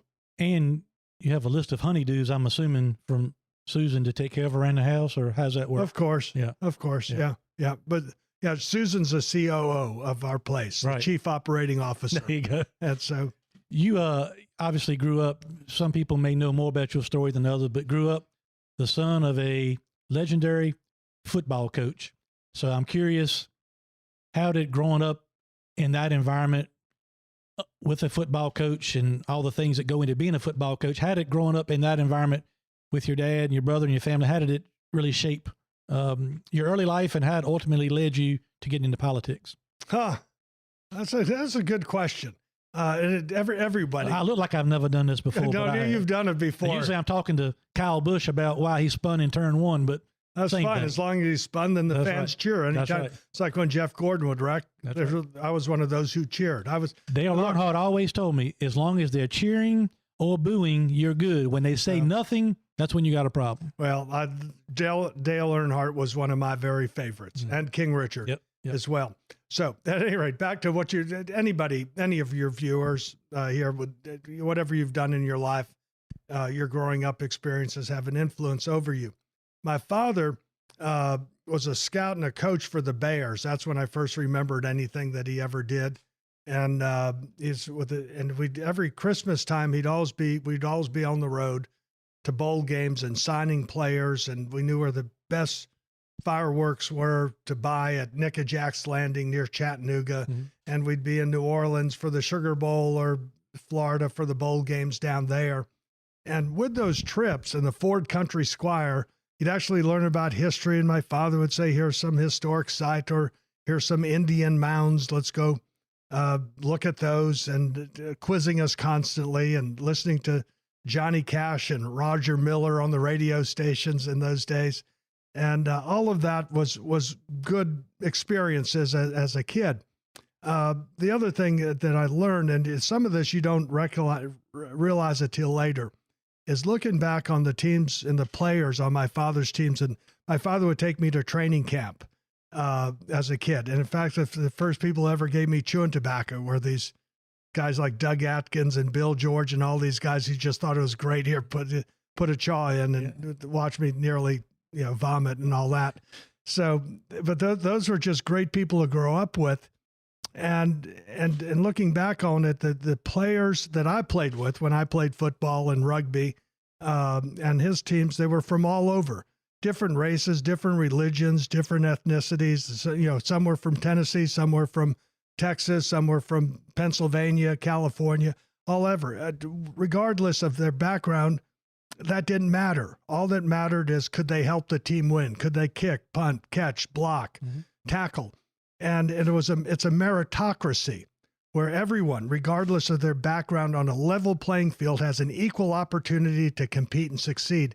And that, to me, is what we should have in our society, where everyone, regardless of their background, their gender, their ethnicity, their religion, their race has that equal opportunity in America. That's the promise of the American dream. And that's why I think people like sports, because there's not equal results, but there's equal opportunity. Yeah. And that's what you want in a free enterprise system. That's what you want in a society. And whether it's freedom of religion, freedom of expression, private ownership of property, the rule of law, where our God-given rights are protected and you have fair adjudication of disputes, that's what makes America great and a free and just society. The other thing I learned from sports is that in practices, we'd have 3-a-day practices at UVA, and it's just to survive them was something. But no matter what you do, nothing, I'll say, this isn't as bad as 3-a-day practices in the middle of August, it's sweating. And when I was putting together my cabinet as governor, I wanted people in each area, whether it's transportation, economic development, health and human resources, whatever, I wanted them to be smarter or more knowledgeable than I was. They knew what we needed to do. We needed to keep the promises for the truth in sentencing, welfare reform, high academic standards and accountability in schools, all of that. They knew what we needed to do, but I wanted people who knew more than I did. And that was something I learned from my father, who would say, I don't want to have to spend time coaching the coaches. And he had great assistant coaches whether these were the Rams, the Redskins, wherever. And I had a great cabinet when I was governor that helped us achieve those promises to improve opportunities and make Virginia a better place to live, learn, work, and to raise our families. You were born in California? Yeah. You don't have a choice of where you're born. Yeah. So, but tell the people, some of our viewers on YouTube and listeners on the podcast, I guess ultimately you're moving with your dad as a coach. Here. You ended up in the governor's mansion from in California. Virginia. So, yeah. Yeah. Well, my parents were married in Sioux City, Iowa. My mother's from North Africa, it's Tunisia, and came after World War II, came to, of all places, Sioux City, Iowa, and met my father, whose first head coaching job was at Morningside College. And they got married there. And during the gestation period, he got a job at Whittier College, and he's coaching at Whittier. The name of their team was the Poets. You can't think of a less fierce name for a team. The Fighting Poets. We're going to kill you with rhyme, and so forth. So he was there. Then he was with the Rams for 1 year, got fired there. And the first job I remember him having was selling golf clubs and working at a car wash, which I thought was great. This is in 1957 or something like that. And the car wash was just great. It just all the chrome on cars in those days. And then he gets a job as a scout and a coach and defensive coach with the Chicago Bears. It's where I got into liking racing. Their training camp was at Rensselaer, Indiana, St. Joseph's College, out in the middle of cornfields. But there's a quarry there you could jump in every now and then there was a dirt racetrack, and the first driver to turn the car over all the way would get $5. I just thought that was just great as a kid. Hard-earned money. So then we're down in New Orleans at the Sugar Bowl, and he gets an offer. It was New Year's Eve, 1965, 66, and he got a job to be head coach of the Rams. So we moved out to California and went to high school there, and that's what got me involved in politics more than anything else. In 1966, my father's coaching the Rams, his first year. And there was a fellow named Ronald Reagan who was running for governor. And he came to a Rams practice. And he's shoulder to shoulder with my father, asking him questions about the drills and players and so forth. And I said, you see politicians, they want 50-yard line seats. But I said, here's a politician at a practice. And he knows what's really important. Football. So as a high school kid, I followed when Ronald Reagan won. And so I followed what he did as governor and liked it. So when my father came to the Redskins, that's when I got to Virginia, went to the University of Virginia. And I thought I'd want to get into ranching or architecture or law. There was too much math to architecture. I buckarooed on ranches out west in Nevada and Idaho and learned a lot about ranching. And I realized beating cattle up and down the desert, and we had 3,800 head of cattle to take care of in Nevada. But I realized the only way you make money in agriculture and ranching is with a lot of volume, a lot of cattle, a lot of land that takes a lot of money that I didn't have. So I started paying more attention to law school. But Reagan when he was running for president in 1976, asked me to head up Young Virginians for Reagan. And he was running against Gerald Ford, the incumbent. That had to be quite an honor. That's exactly what I said. I said, well, Governor, this is a great honor, but I know nothing about organized politics. I wasn't in the college Republicans. I said, I like debating. I like arguing with people. I like telling people what a great job you did as governor, and your ideas are great for America's future. And he said, well, just keep doing that. Yeah. And I got involved. We won Virginia, lost the nomination, but Reagan won Virginia. And that's what got me involved in politics. And those folks who were for Reagan years later inveigled and encouraged me to run for the House of Delegates. And I lost. Yeah. I learned from it and ran again and did win ultimately a few years later. I know you remember this. The first time I remember actually meeting you and Susan was at the racetrack at Richmond, Virginia, on the day that we announced the Virginia Tourism Corporation sponsorship, first ever sponsorship of any of that kind, to begin my rookie year in 1993. That we won Rookie of the Year that year, actually driving the Virginia is for Lovers Oldsmobile. It was And in you all, the 1993. viewers can't see it, but we got it on a poster on the wall here. That's right. I remember seeing y'all at the racetrack that day. Oh, Pat McMahon, that was in charge of tourism back in those days, great guy. And talk about a thrill for me, not only meeting you as the governor and Susan at the time, but as a lifelong Virginian, I get to go around and drive a race car all across the country and promote what's good about Virginia, the beaches and the mountains and all things in between. But that day is just one of those days that I'll never forget. I know Susan had a uniform, still has a Virginia's for Lovers uniform. But what She really looked great in that uniform, she did too. that much better than me. Oh, yeah, I agree. I'm not 100 times. Yeah. Yeah, 1,000 times. 1,000 times. Yeah, A million. Yeah, especially to me. Whatever number you No, want. actually, that picture of Susan in that racing suit and her elbow up on the hood of the car, it's just one of my very favorite pictures of Susan, who enjoyed it just as much. And you did a great job promoting Virginia. You know, we put on a special phone number on that car. So 1-800-425-LOVE. Oh, good. I don't remember that. You would remember it. You probably said it 1,000 times or Just so. about every interview I did. Of course you did. That's what's great about NASCAR drivers. They promote their sponsors. They get them all in. And but we would keep that phone number was just a number that we'd have on your car. That's right. And so then you could actually measure, all right, who is actually calling in. You could who's figure watching, who's into the race, who's, because that's really what makes sponsorships work.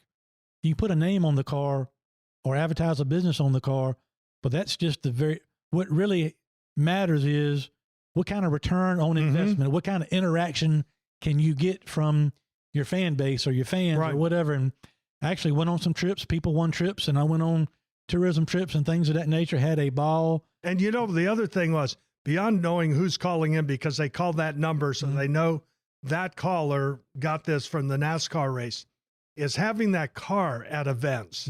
It make the whole event just so much more fun. The spirit, you could see in the people and say, oh, that's great. This car's here. The first postcard, hero card, they call it, of me standing beside the Virginia's for Lovers car, the little autograph cards we made, was right here on the boardwalk in Virginia Beach.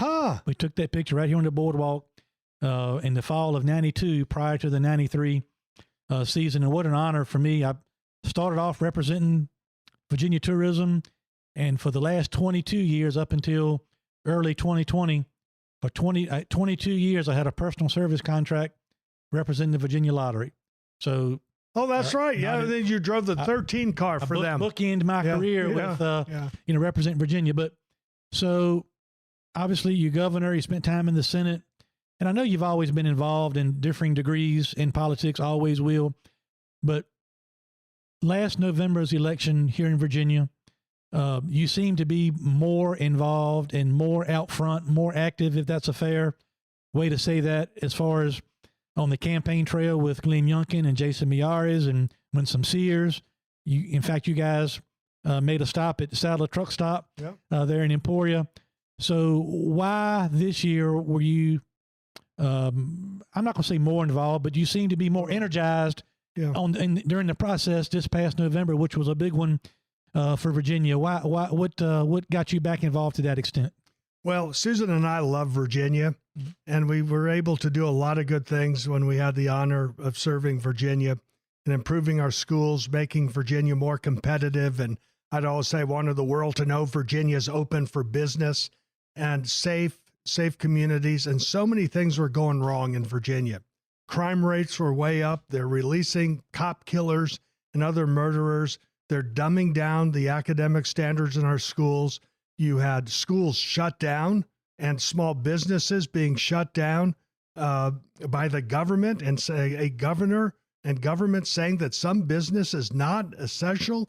Every business is essential. It's just such arrogance to say that a business is non-essential. You know, you can say there's some standards you have to apply to your business for safety, but no government should ever shut down a business. There's essential to the operators and the people who work there.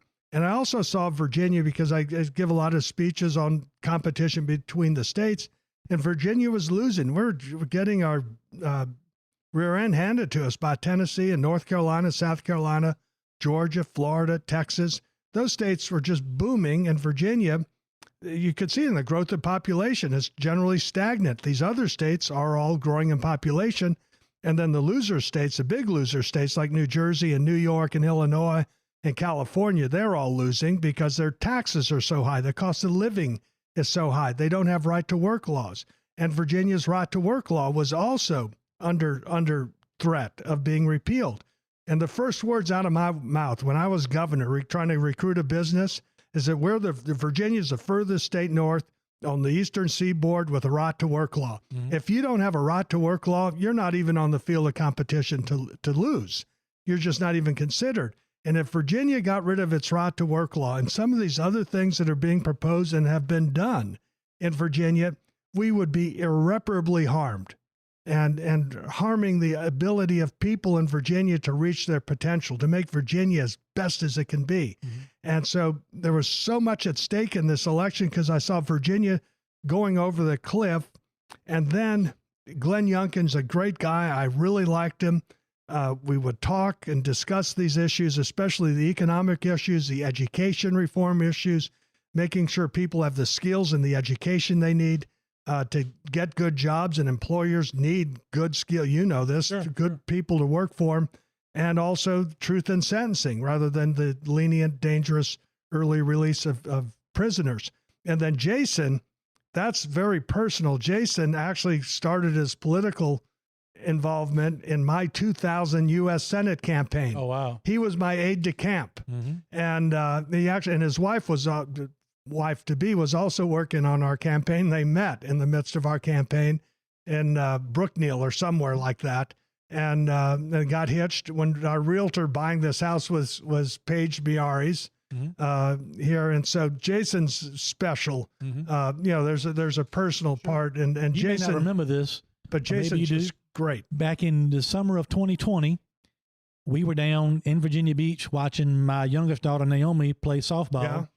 And we had taken the Big Orange Crush to dinner, your golf cart, tricked out golf cart, a Tennessee Orange. Yeah, Big Orange. Big Orange, had gone to dinner. And on our way back that night, we actually saw Jason out on the street out here. And you introduced me to him that night and said, this is Jason Miaris. He's running for Attorney General and this and that and the other. And, of course, at that time, we had no idea that he would be successful and run the kind of campaign they did. Well, I'm so proud of him. Yeah. You know, on the RV tour, we wanted me to kind of recreate when he was working for me. So this time I was the one with the squeegee wiping off the windshields rather than him. But I said, we got to stop by Sadler Truck Stop, and which we did. Tiffany's Chicken. Tiffany's Chicken is the best fried chicken I've had anywhere. It's really good, but the best ham biscuits I've ever had in my 51 years. I got them tonight. From your Susan. Wife, Susan, she whipped up. But now I asked for the recipe to take back to the truck stop, and she closed the book on me. So apparently it's a high-tech, private, some type of a copyrighted, big-time secret thing. So ultimately in November, and I got to see you actually on election night. Angie and I came down for Jason's Jason's victory party. And so ultimately, on the way we view things, you got Glenn Youngkin, you got Jason Miaris, and you've got Winsome Sears get elected, and they've been in office, not quite a month. And if you read the paper every day, to me, I'm not surprised because they're simply trying to do everything they told the people that voted for them that they were going to do. But as you can imagine, they are getting some pushback from maybe the other side that haven't realized they lost just yet in that regard. And I know they're probably going to be calling on you through the course of not only their first month, but 4 years on some of this pushback they're getting. So what kind of advice do you give a Glenn Youngkin or a Jason Miyares, especially on what some of the struggles they're going to have to fight through to do what they think is right? Yeah, well, Jason served in the legislature, so he's accustomed to it, and he's a person of great integrity, and he's not somebody who's going to abuse the office.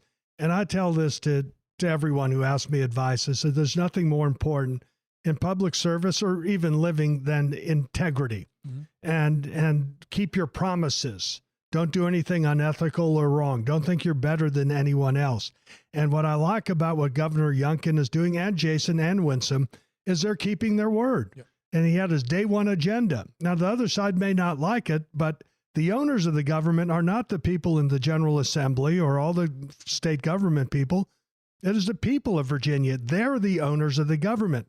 And Glenn Youngkin and Terry McAuliffe ran on their ideas and their philosophy and the way they'd want to lead.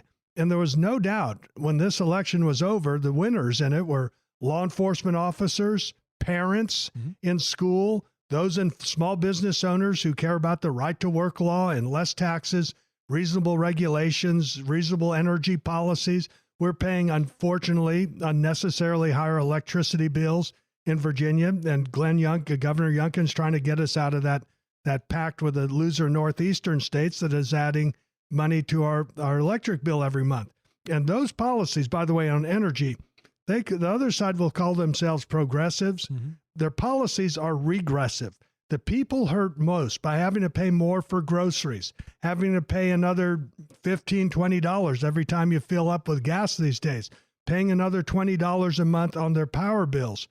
The people hurt most by that are not the ones who have a private jet to go to some UN climate conference in Cancun or Paris. It is hardworking, lower and middle income working families.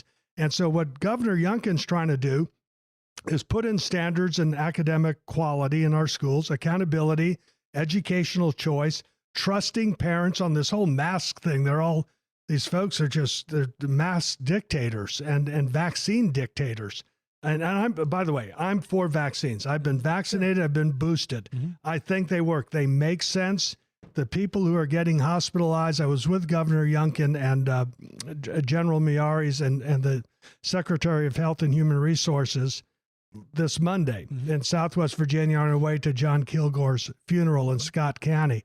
And we met with Ballad Health. They have 7 hospitals in Virginia, 14 in Tennessee.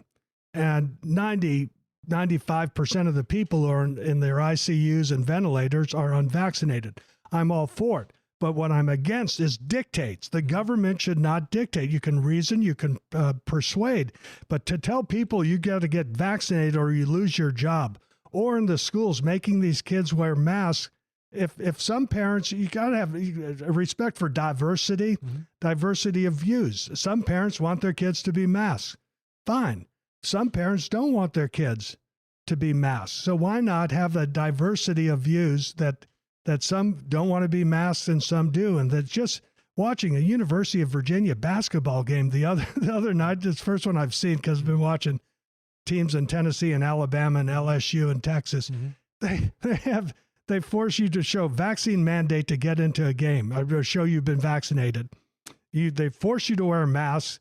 Then they've stopped selling drink or food so someone doesn't have their mask taken down. Yeah. And then they showed the band, and all the members of the band have masks on, but there's little slits so they could blow into their horns. But then they have masks on the end of the trombones or the trumpets. I'm just thinking this is just unbelievable. It's too much. Let's have some balance. Let's have some reason. It's just hysterical approaches. And so I'm, as you could tell, thrilled that Virginians are getting liberated, and people can make decisions and choices for themselves rather than having somebody from the government telling them what you can do all the time. one thing that I've always appreciated with you from that very first day we met at Richmond in 1993, and I've tried not to wear out my welcome, but I knew I bought my first car dealership in 1993. I bought it from Fred Watkins, Sadler Auto Center of South Hill. It was Watkins Motor Company in South Hill. I just signed a contract with General Motors on my racing career, and they helped me buy a dealership and helped me get my financing straight and did all that. But from my car dealership days to racing days to through the years dealing with our current family business, convenience stores, truck stops, and restaurants, you've never let me down. And that whenever I had a question or a concern or needed advice or whatever it was, I could always call you, and you would always give me an answer, but give it to me in a way that I understood. Just simple, matter of fact, and kind of simplify it for me that I could understand. And you do know, because I've leaned on you for advice through this process.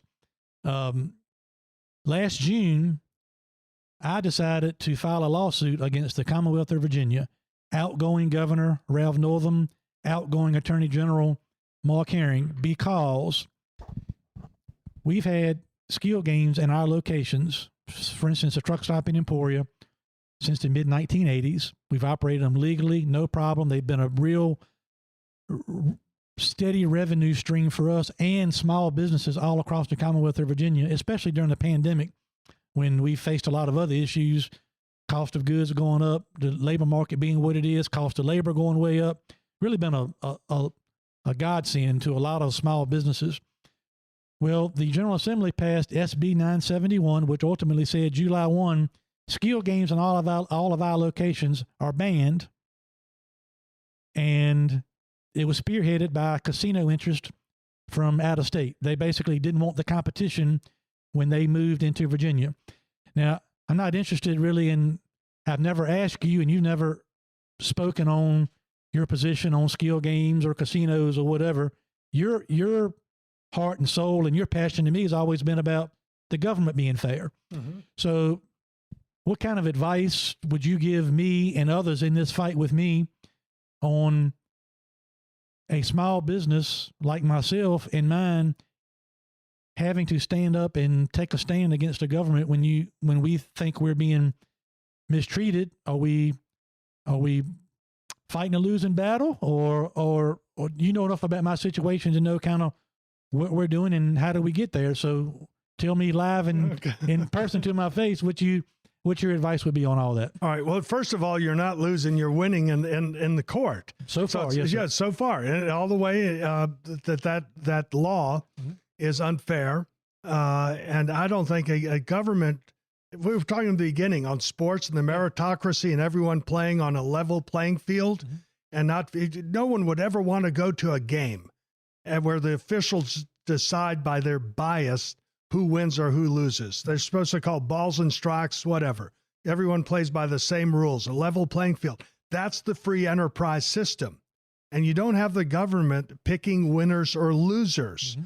The customers do, the people do. Who has the best product, the best service, whatever it may be, that win. And if you're losing, then you better improve your product or improve your service, or you're going to keep losing and be out of business. But that's the free enterprise system. I think it is so wrong for the government, especially for small business. Small business, more jobs are created. And I'm for all businesses. I don't care if they're small, medium, or gigantic. All of them are good, because I look at the best social program of all is a job where people are taking care of themselves and providing for their families and not dependent on others, or especially the government. So small businesses, of course, I'm going to say keep fighting. Sure. And you say, yeah, it's like a David versus Goliath. Most people are rooting for small business. They're rooting for David if they know the facts. That's right. And I don't like the idea of a government saying that we're going to put these folks out of business because some other group wants to have a bigger market share. Mm-hmm. Now, if you're going to allow gambling, and I'm not one who would ever gamble, but I'm not going to tell people what to do. I don't eat Twinkies. I'm not going to ban Twinkies. I just hate nanny government. And so people can make those decisions for themselves, whether they want to bet at racetracks, sports betting on their phone, slot machines, which I think is a complete waste of money. But regardless, people have that choice. It's their money. Let them make those decisions.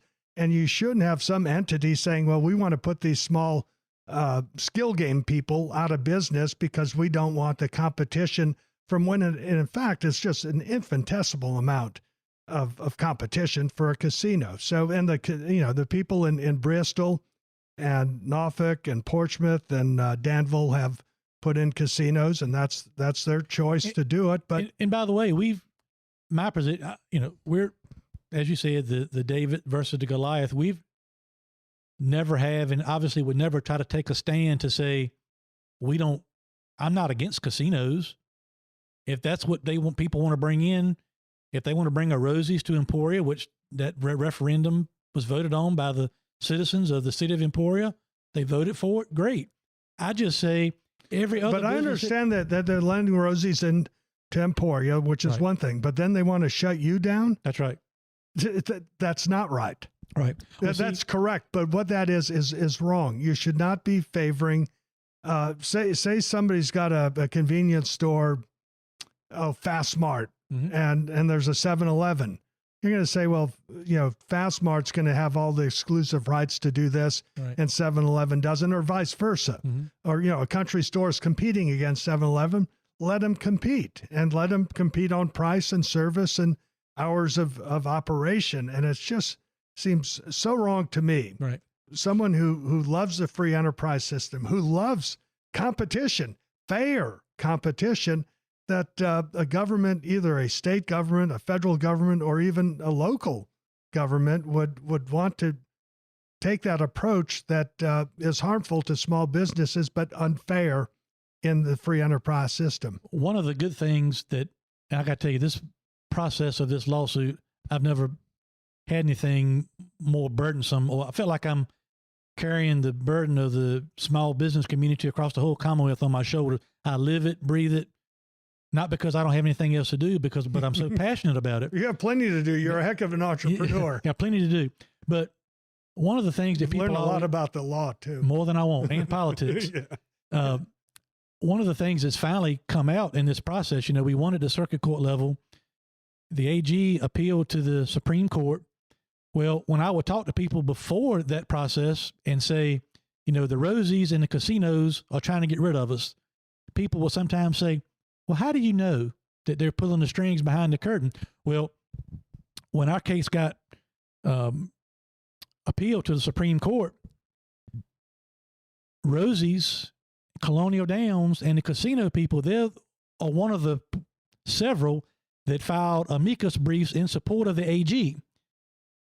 So at least I could finally tell people when they were like, Hermie, you have no evidence to show you that they're the ones after you. Well, they finally had to come out front, come out of the closet, pull the curtain back, and stand on the front of the stage and say, now we've publicly signed this amicus friend of the court document that we're in favor of the Attorney General overturning this injunction because you're impinging on our potential business. And so at least they finally had to come out and admit that. Yeah, well, that smoked them out, and they've been in the locker room scheming with the Attorney General's office. And they also have a lot of money. And not only are they big and large and from all over the rest of the country and so forth, and you, Hermie, obviously are a heck of an entrepreneur, but just, small regional businesses like yours, you're not the only one in this lawsuit. Not the only one at all. You're representing a lot of other small business owners. It is they do have a lot of power and a lot of money. However, that's not who wins in, again, a level playing field in a true free enterprise system where there's no favoritism in government for one side or the other. And you just say, all right, well, we're going to allow, if you're going to allow casinos, you can delete slot machines, all the sports betting, horse racing, which is fine, and lottery and all the rest. To say that skill games are out, there's no logic. I could understand if they're saying it is a matter of public policy in the Commonwealth of Virginia, there's going to be no gambling whatsoever.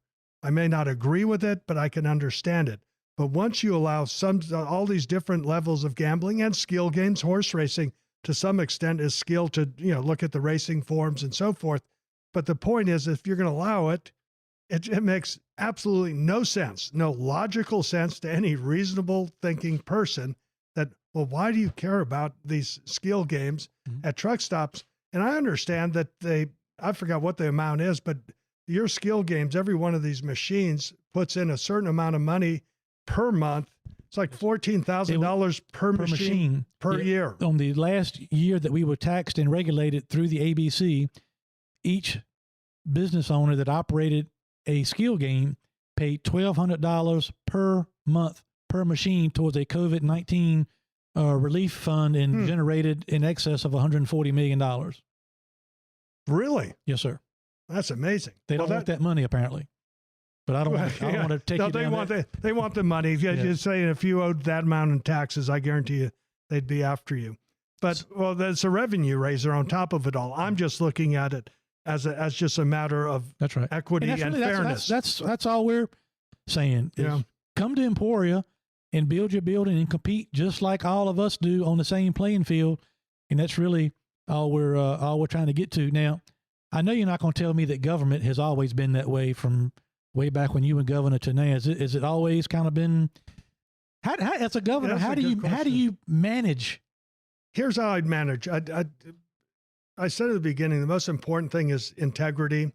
And that's also being honest and consistent with your own principles and your own philosophy of government. A candidate running for office, you're never going to be able to, especially running for governor or U.S. Senate for that matter, or delegate, you're never going to be able to go through the 1,000 different bills that'll come up. Mm-hmm. But there's issues where you say, I'm for or against something, or here's my position on a particular issue. But people want to know what your philosophy of government is, so they understand how you look at things as in that position. And so for me, I would, some issue would come up, and I say, all right, well, I've always said this is my view on it, so I would use as a guide for myself. You'd apply the facts to your principles.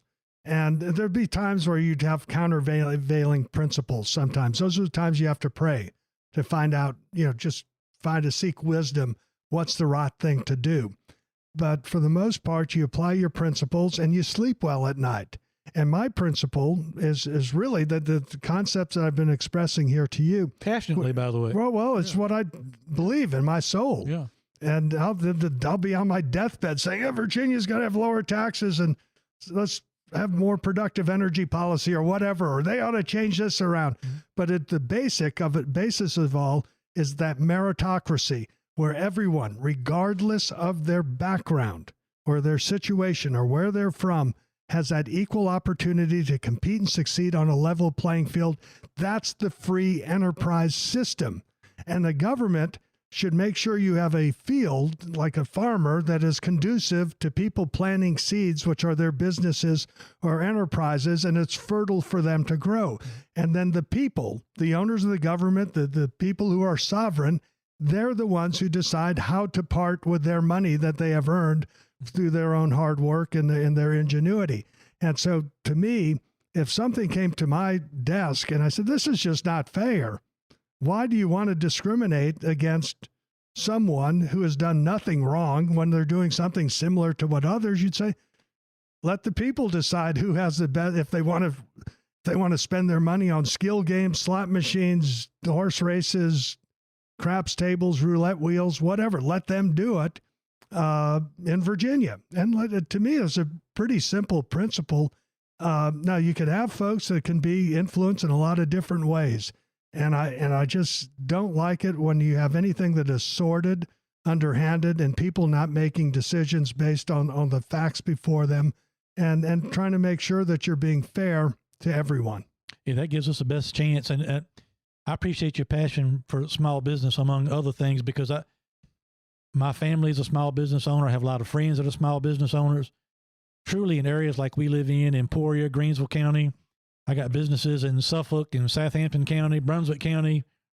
Really, I mean, not just ours, but really the backbone of those types of communities. And this fight that I've been on, this crusade with these games, I'm not going to sit here and say never have that revenue or the revenue that we get off the games is not important, because that It is. No, Certainly you it wouldn't. is. Obviously, But really, especially you mentioned it was important in surviving this pandemic. we face so many issues. My payroll was up probably 15%. All right. Because nobody's in the workforce. So I've got my people that are working that think the Lord want to work, we're having to pay a lot of overtime. And we don't have people lined up to make applications. So we got a new hire for us is now $12, in a convenience store up to 15, 2 years ago, that was a $9 to $11 starting job. And cost of goods at our restaurant, Fosho, in the truck stop, 30 or 40% a week of our products are not available. And we got substitutes and they're higher and they don't have truck drivers to deliver the food. And it's just a multitude of issues. They probably put surcharges on you because of the fuel prices. All of it. And all our businesses are run on percentages. Right. And I've tried to argue this with people, not argue, debate is a better word.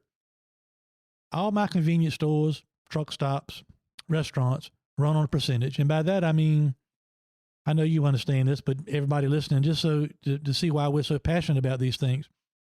So we've learned in a convenience store that if my labor rate gets over 15% of my gross sales, not including gas, but inside sales, if our labor percentage gets over 15% of that number monthly, we're probably not going to make money. That's the number for us. And I try to explain to people, everybody's, $15 minimum wage. That's why you don't have anybody applying for a job at your place, is because you're not paying $15 an hour. I'm like, first of all, we've already blown past all that in this pandemic, and we still don't have people filling out applications. But that's another debate for another time. But I try to tell people, if the government or some other reason forces me to raise my entry-level pay, first of all, I don't know if this person is dependable or not, if they're honest or not, if they can be trained to run a cash register or not, all these things. If I got to pay an entry-level person that amount of money, then what have I got to pay the person that's been there 5 years that's going to train this person? They've got to have an increased wage. And then a shift manager's got to be up from there, then a general manager. So now my labor percentage is up 23, 24%. So how do I fix that, Governor? I have to raise my cost of my goods back to my consumers. All right. And so I guess nobody's really going to pay attention until they start coming into Fosho and a pizza's $40 or a bag of M&Ms is $4 or whatever the case may be. These businesses cannot survive. You have to adjust. Right. And it ultimately comes all the way back to the consumer again. And so it's really frustrating. And I know this is not the case. And I don't mean this for all legislators in Richmond, because there are a lot of really good people over there. All of them are probably good and, have good hearts and trying to accomplish things that they're important to them.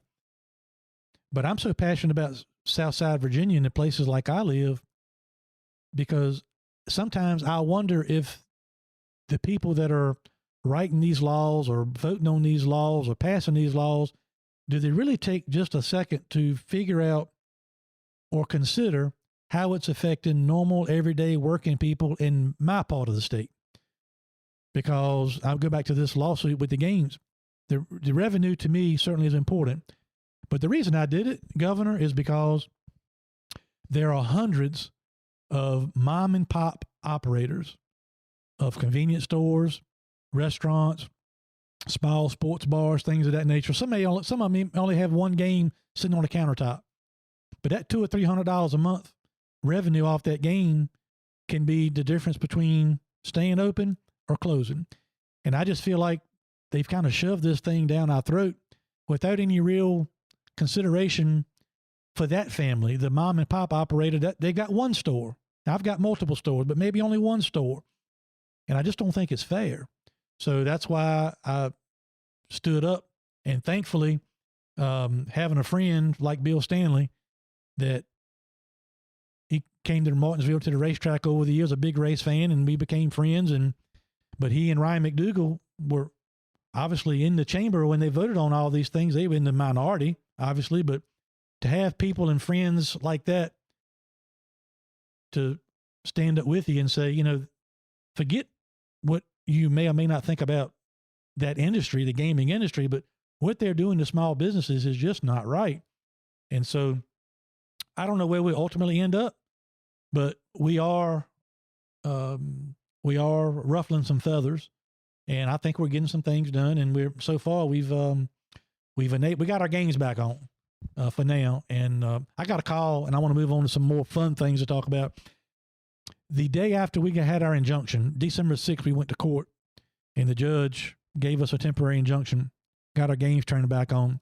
The next day at my office, I had almost 300 phone calls from different small business, and 95% of them I didn't know, never heard from them, didn't know who, but I got a call from a lady in Manassas. Her name was Janet. And I was trying to answer as many calls as I couldn't get to them all. I'm still trying to return some of them. I'm writing letters back to people, doing all that. But this lady called me, and I just happened to pick up the phone. They were punching them through to my phone all day. And lady says, look, you don't know us, but I just want to thank you. I said, yes, ma'am. Tell me your story. And her husband was one of the people that was a service technician for these games that go around and service the games. And, of course, when July 1 hit, he lost his job. When December 6 hit, he got his job back when we got our injunction.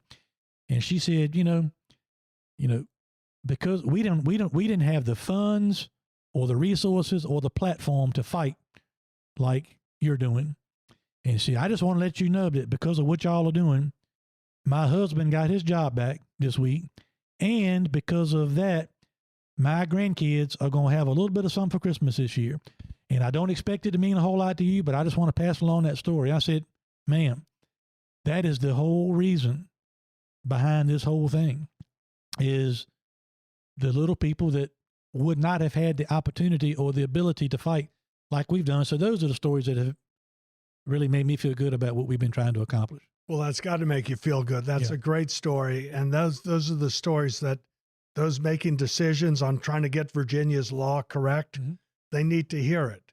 And a legislator is not necessarily anybody who says they know it all. They don't. And the longer you live, the more you realize how little you know and how much more you need to learn. And so what they need to do is become informed and learn, hear these stories, understand these facts. I think you can be very persuasive. The other side, you know, that's against you has just tons of money and tons of lawyers and lobbyists and all that. But what should matter to the delegates and state senators and anybody making these decisions, just like the judge, is he doesn't care who paid the highest pay. The judge who make these decisions, they don't care how much the lawyers are getting paid. They look at the law, look at what, you know, the equity, the unfairness, the illegality of what was being done, and made a decision like that. The same should be done by state legislators, and you need to inform them, educate them on it. And these stories you tell as far as running small businesses and how tight the margins are, that if you get too high, it's interesting, your perspective on the labor costs. I remember listening to Steve Smith, Food City. You know, they sponsored the race in Bristol and did the battle at Bristol, the Tennessee-Virginia Tech game. The biggest grocery cart I've ever seen. Oh, yeah, right. Yeah, you've seen it. And I remember we were in Southwest Virginia, Claypool Hill, I think it was, regardless. And he was talking about the cost of energy. He says our profit margins at our grocery stores are about 2%, at best 3%.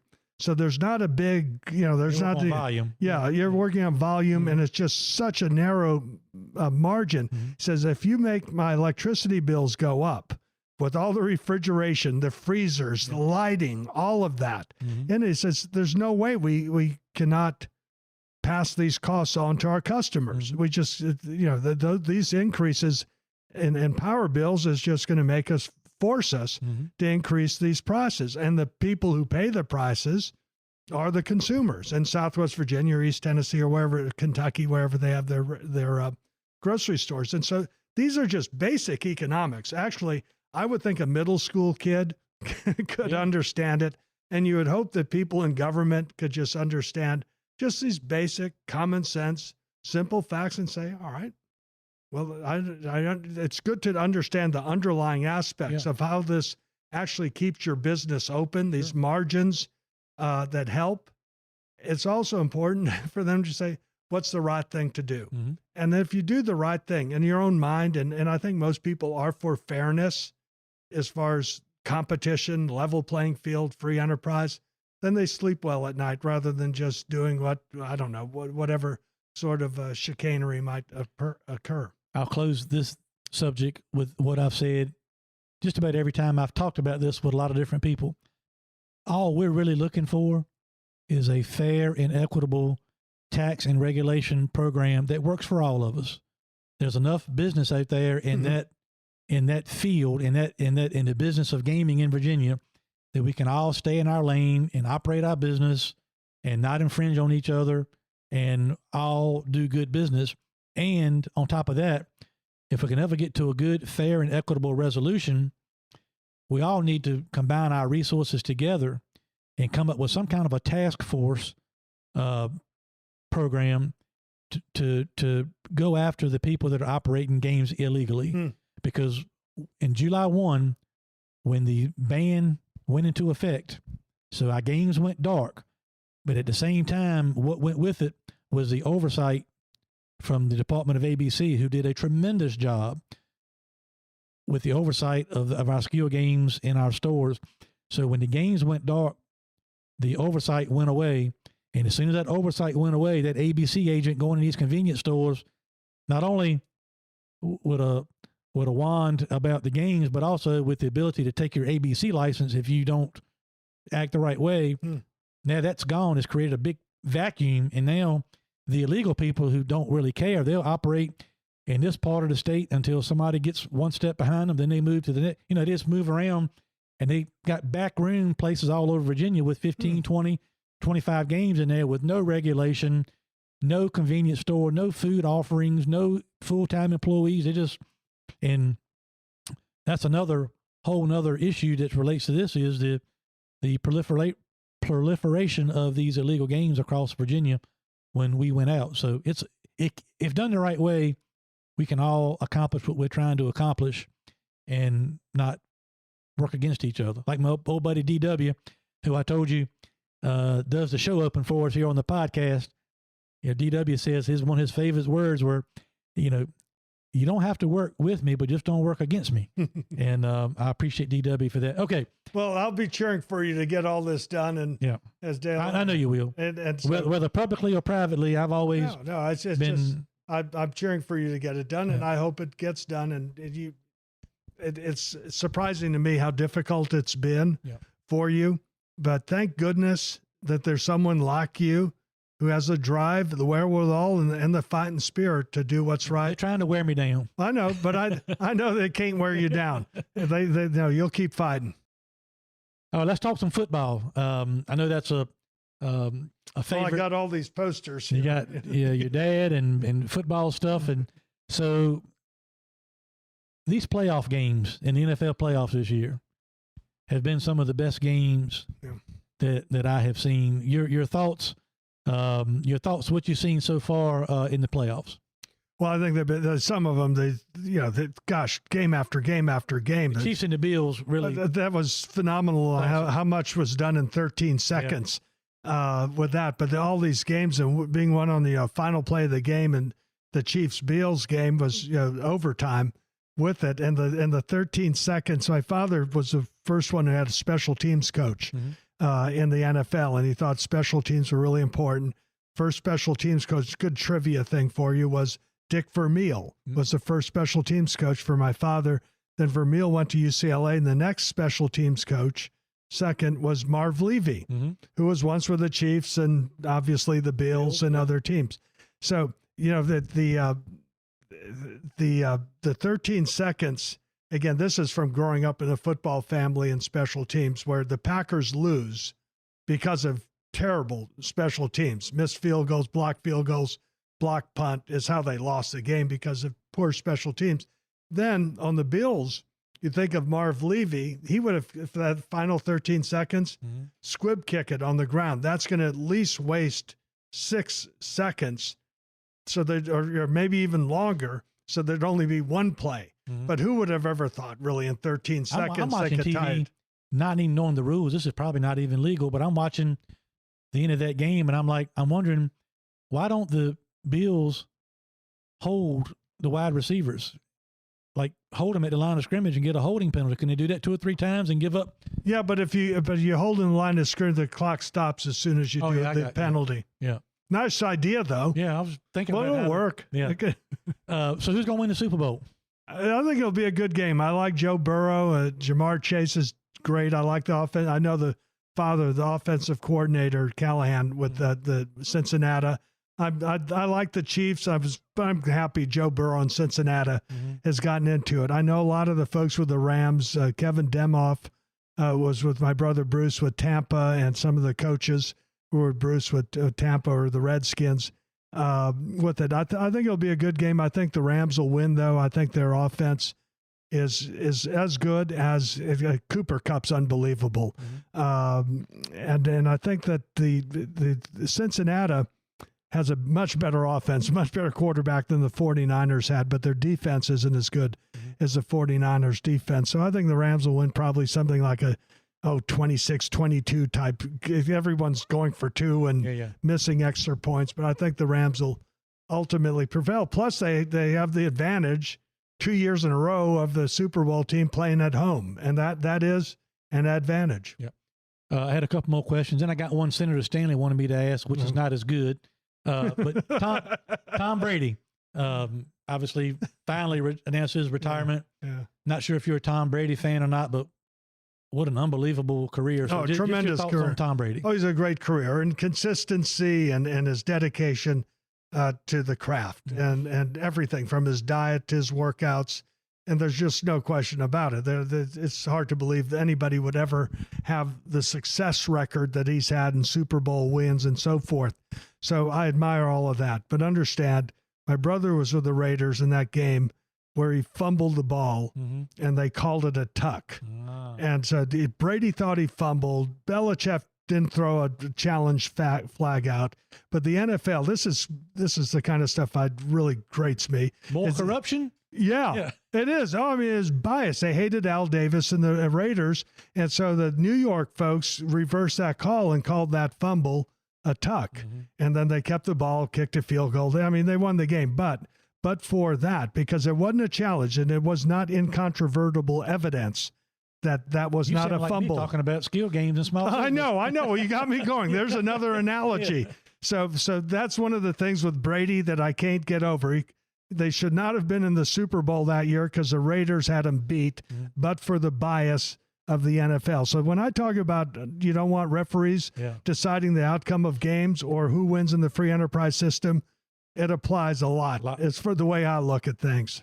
Next quarterback has been in the news, Aaron Rodgers. Yeah. Will he leave Green Bay, and if so, why? And where do you think he'll end up? I don't know where he'll go.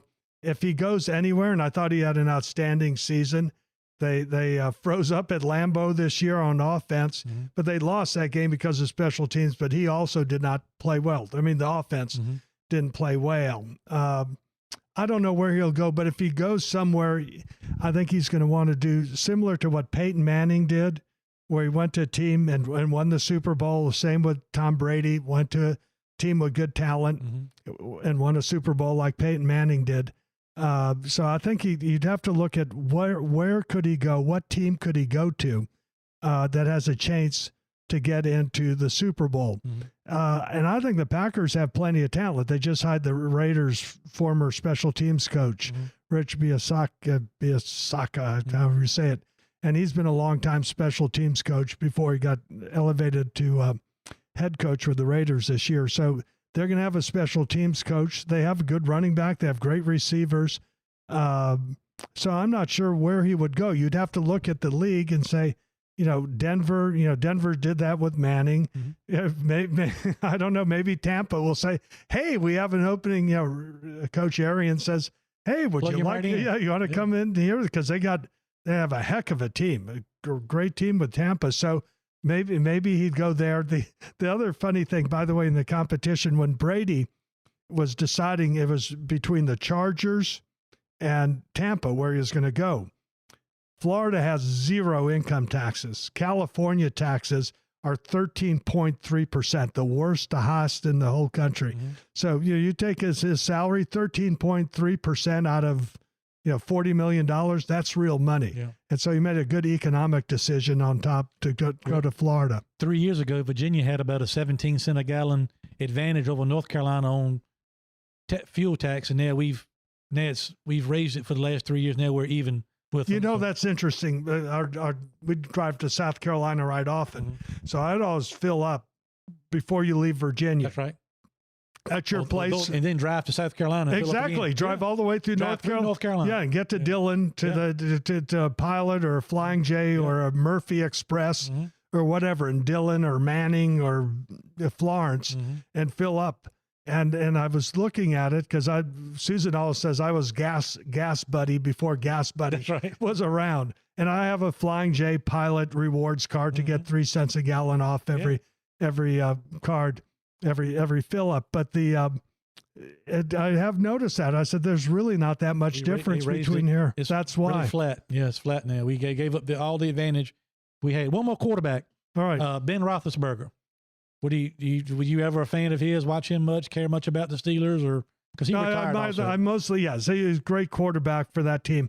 I admire the Steelers fans. They have great fans. The teams that the franchises have fans all over the place.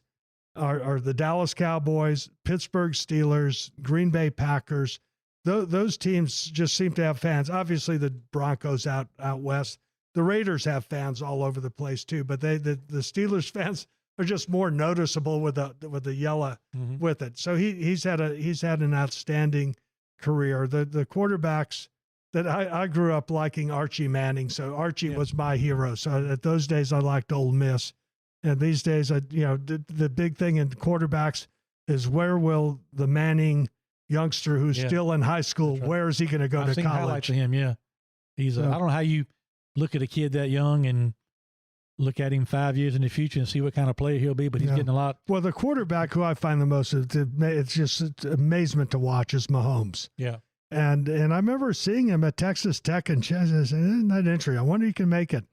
And Andy Reid did see something in him and traded up. He's unbelievably accurate to move around as much as he does. Oh, and then the way he's throwing the balls. And stuff, yeah. And Alex Smith was a quarterback who I really admired, broke his leg. And ever since he broke his leg, the Redskins, they were 6-2. And he broke his leg. And I think since then they've had a losing record. But I admire his character in helping Mahomes in his first year. And I saw the thing on Brady on this whole tuck rule, and he admired Bledsoe, that Bledsoe got injured. That's when he got injured, but still was a good team player. Now, this question came from Senator Stanley, who I think is a real dud, but he wanted me to ask you your thoughts on the new name for the Washington football team, the Commanders. That is a dud question. All right. You can go ahead and tell him. He'll be hearing this. Yeah, all right.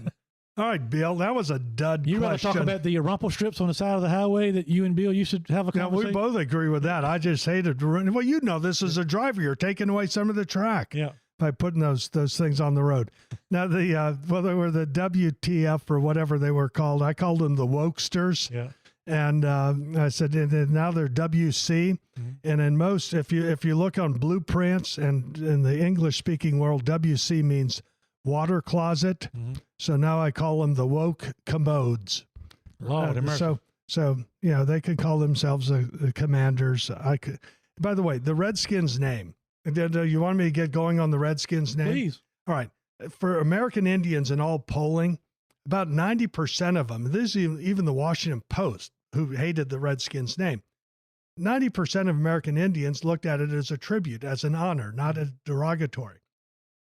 But there's a few who don't like it and were very loud. The logo, the Redskins logo, when my father came to the Redskins, the logo was an R. That was from Lombardi was there. He made it like the G in the Green Bay helmet. And my father, ever since he was with the Bears, was helping out the Pine Ridge Indians reservation in South Dakota. And so we grew up understanding how in Indian country, not only have they been treated poorly in our country, but they also were very impoverished, had a lot of health problems. So he had the Red Cloud Athletic Fund, got Montgomery Wards to donate mats and athletic equipment to Indian tribes. But the main focus was this Pine Ridge.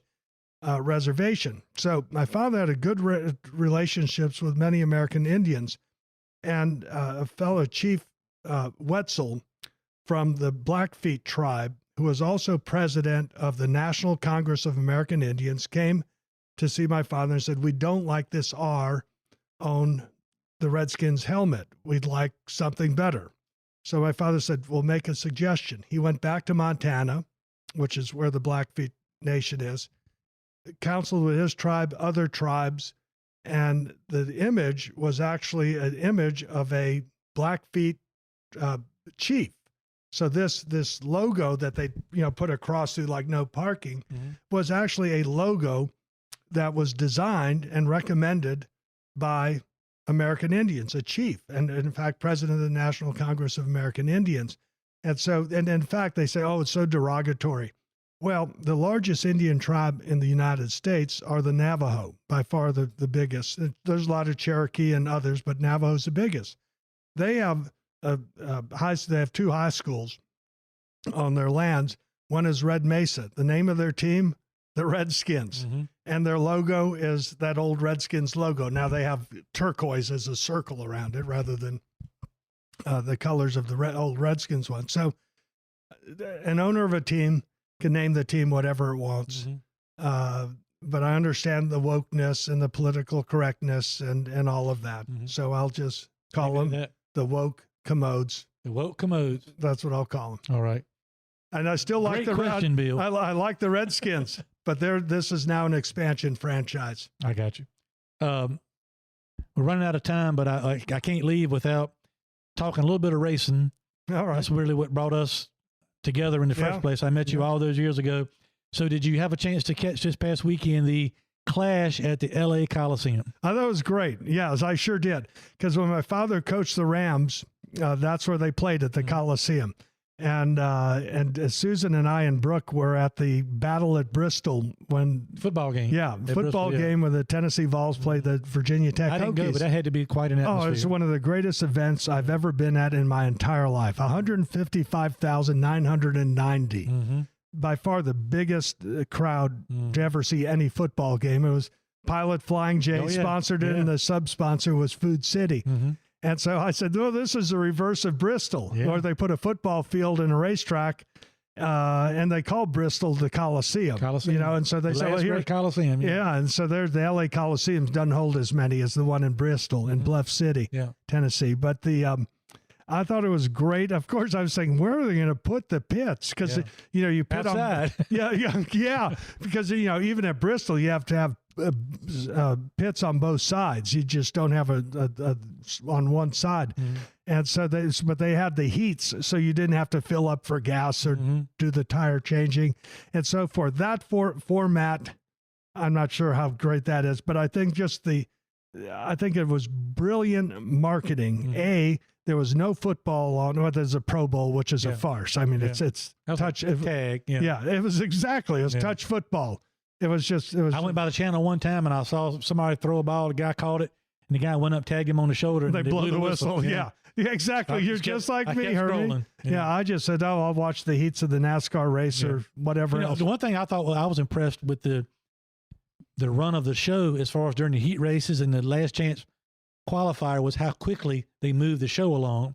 When you're moving one race off the track, another race on the track, and everybody's coming from outside, and I was impressed how quickly they went from one race to the next. Oh, that's interesting. You're thinking of those logistics. So they had the one part where this who I've heard of him but never paid any attention, is Ice Cube.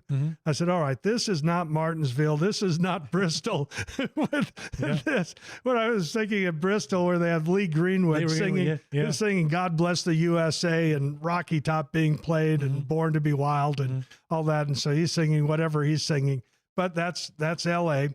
But I just think the L.A. Coliseum has so much history to it, and it was a perfect weekend to do it, where there really wasn't much else on that was compelling, and hopefully that'll get some more fans out of it. That's their goal. Sure, is to try to reach a new audience. Yeah, we've missed a generation of fans somewhere. We've got to try to get them back. It also will probably open up the possibility of doing things like that in the future, whether it be for the All-Star race or the Clash next year, because now they've shown you can put a race on just about any way you decide you want to put a race on. Yeah, and the question, and you know this from the media side, is how does it, obviously there's a major cost Right. to be putting that, and the dog's going nutty about it. Got a house full of people. Yeah, you got a house full of people. Must be some invader. Yeah. But there's a cost of putting that track down, just like to put that football field in Bristol and all the cables for the scoreboard and all of that. I mean, that's very, very costly.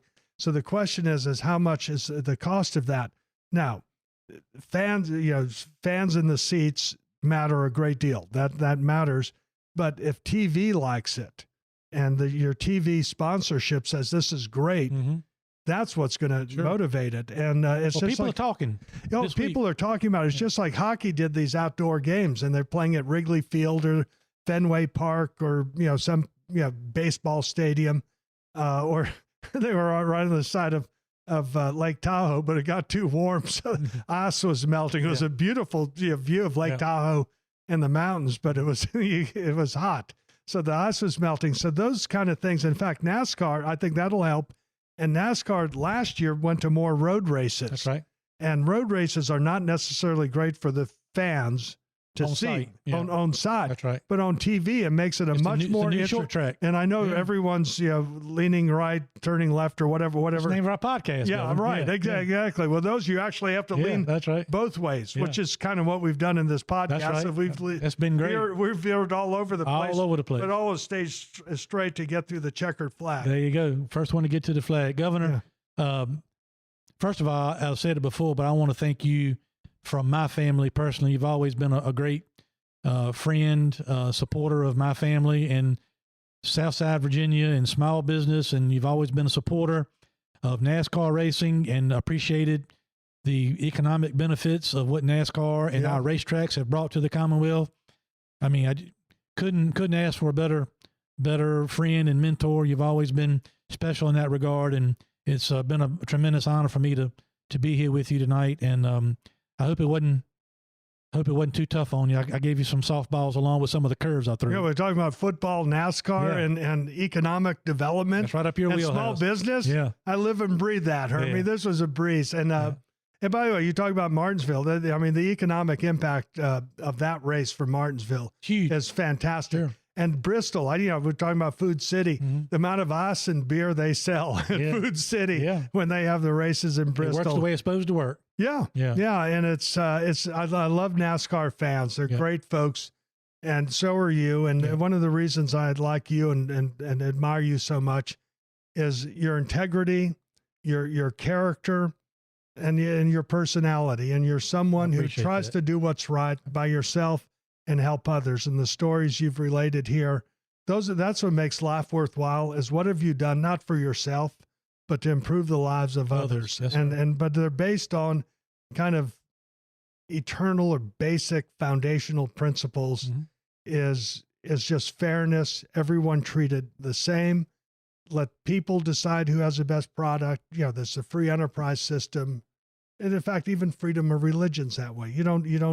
The Thomas Jefferson statute of religious freedom was no one's to be conferred any added benefits or anything, or their rights diminished or enhanced on account of their religious beliefs. That's religious freedom. Everyone, regardless of their gender or their background, has freedom of expression. Everyone has the right to own property. That's the basis of the free enterprise system.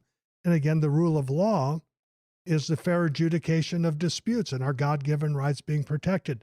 That's all you're asking for, and that's what anybody's asking for generally and expect out of a government. Good schools, safe communities, and a level playing field for businesses to compete. And don't do things to harm small business, because they're the ones struggling the most, that the cost of regulations are much higher on small businesses and big businesses because they don't have the economies of scale to comply with some of those regulations. So make sure your regulations are reasonable and achieving the purpose in the least burdensome way possible. That's perfectly said. Nothing I can add to that.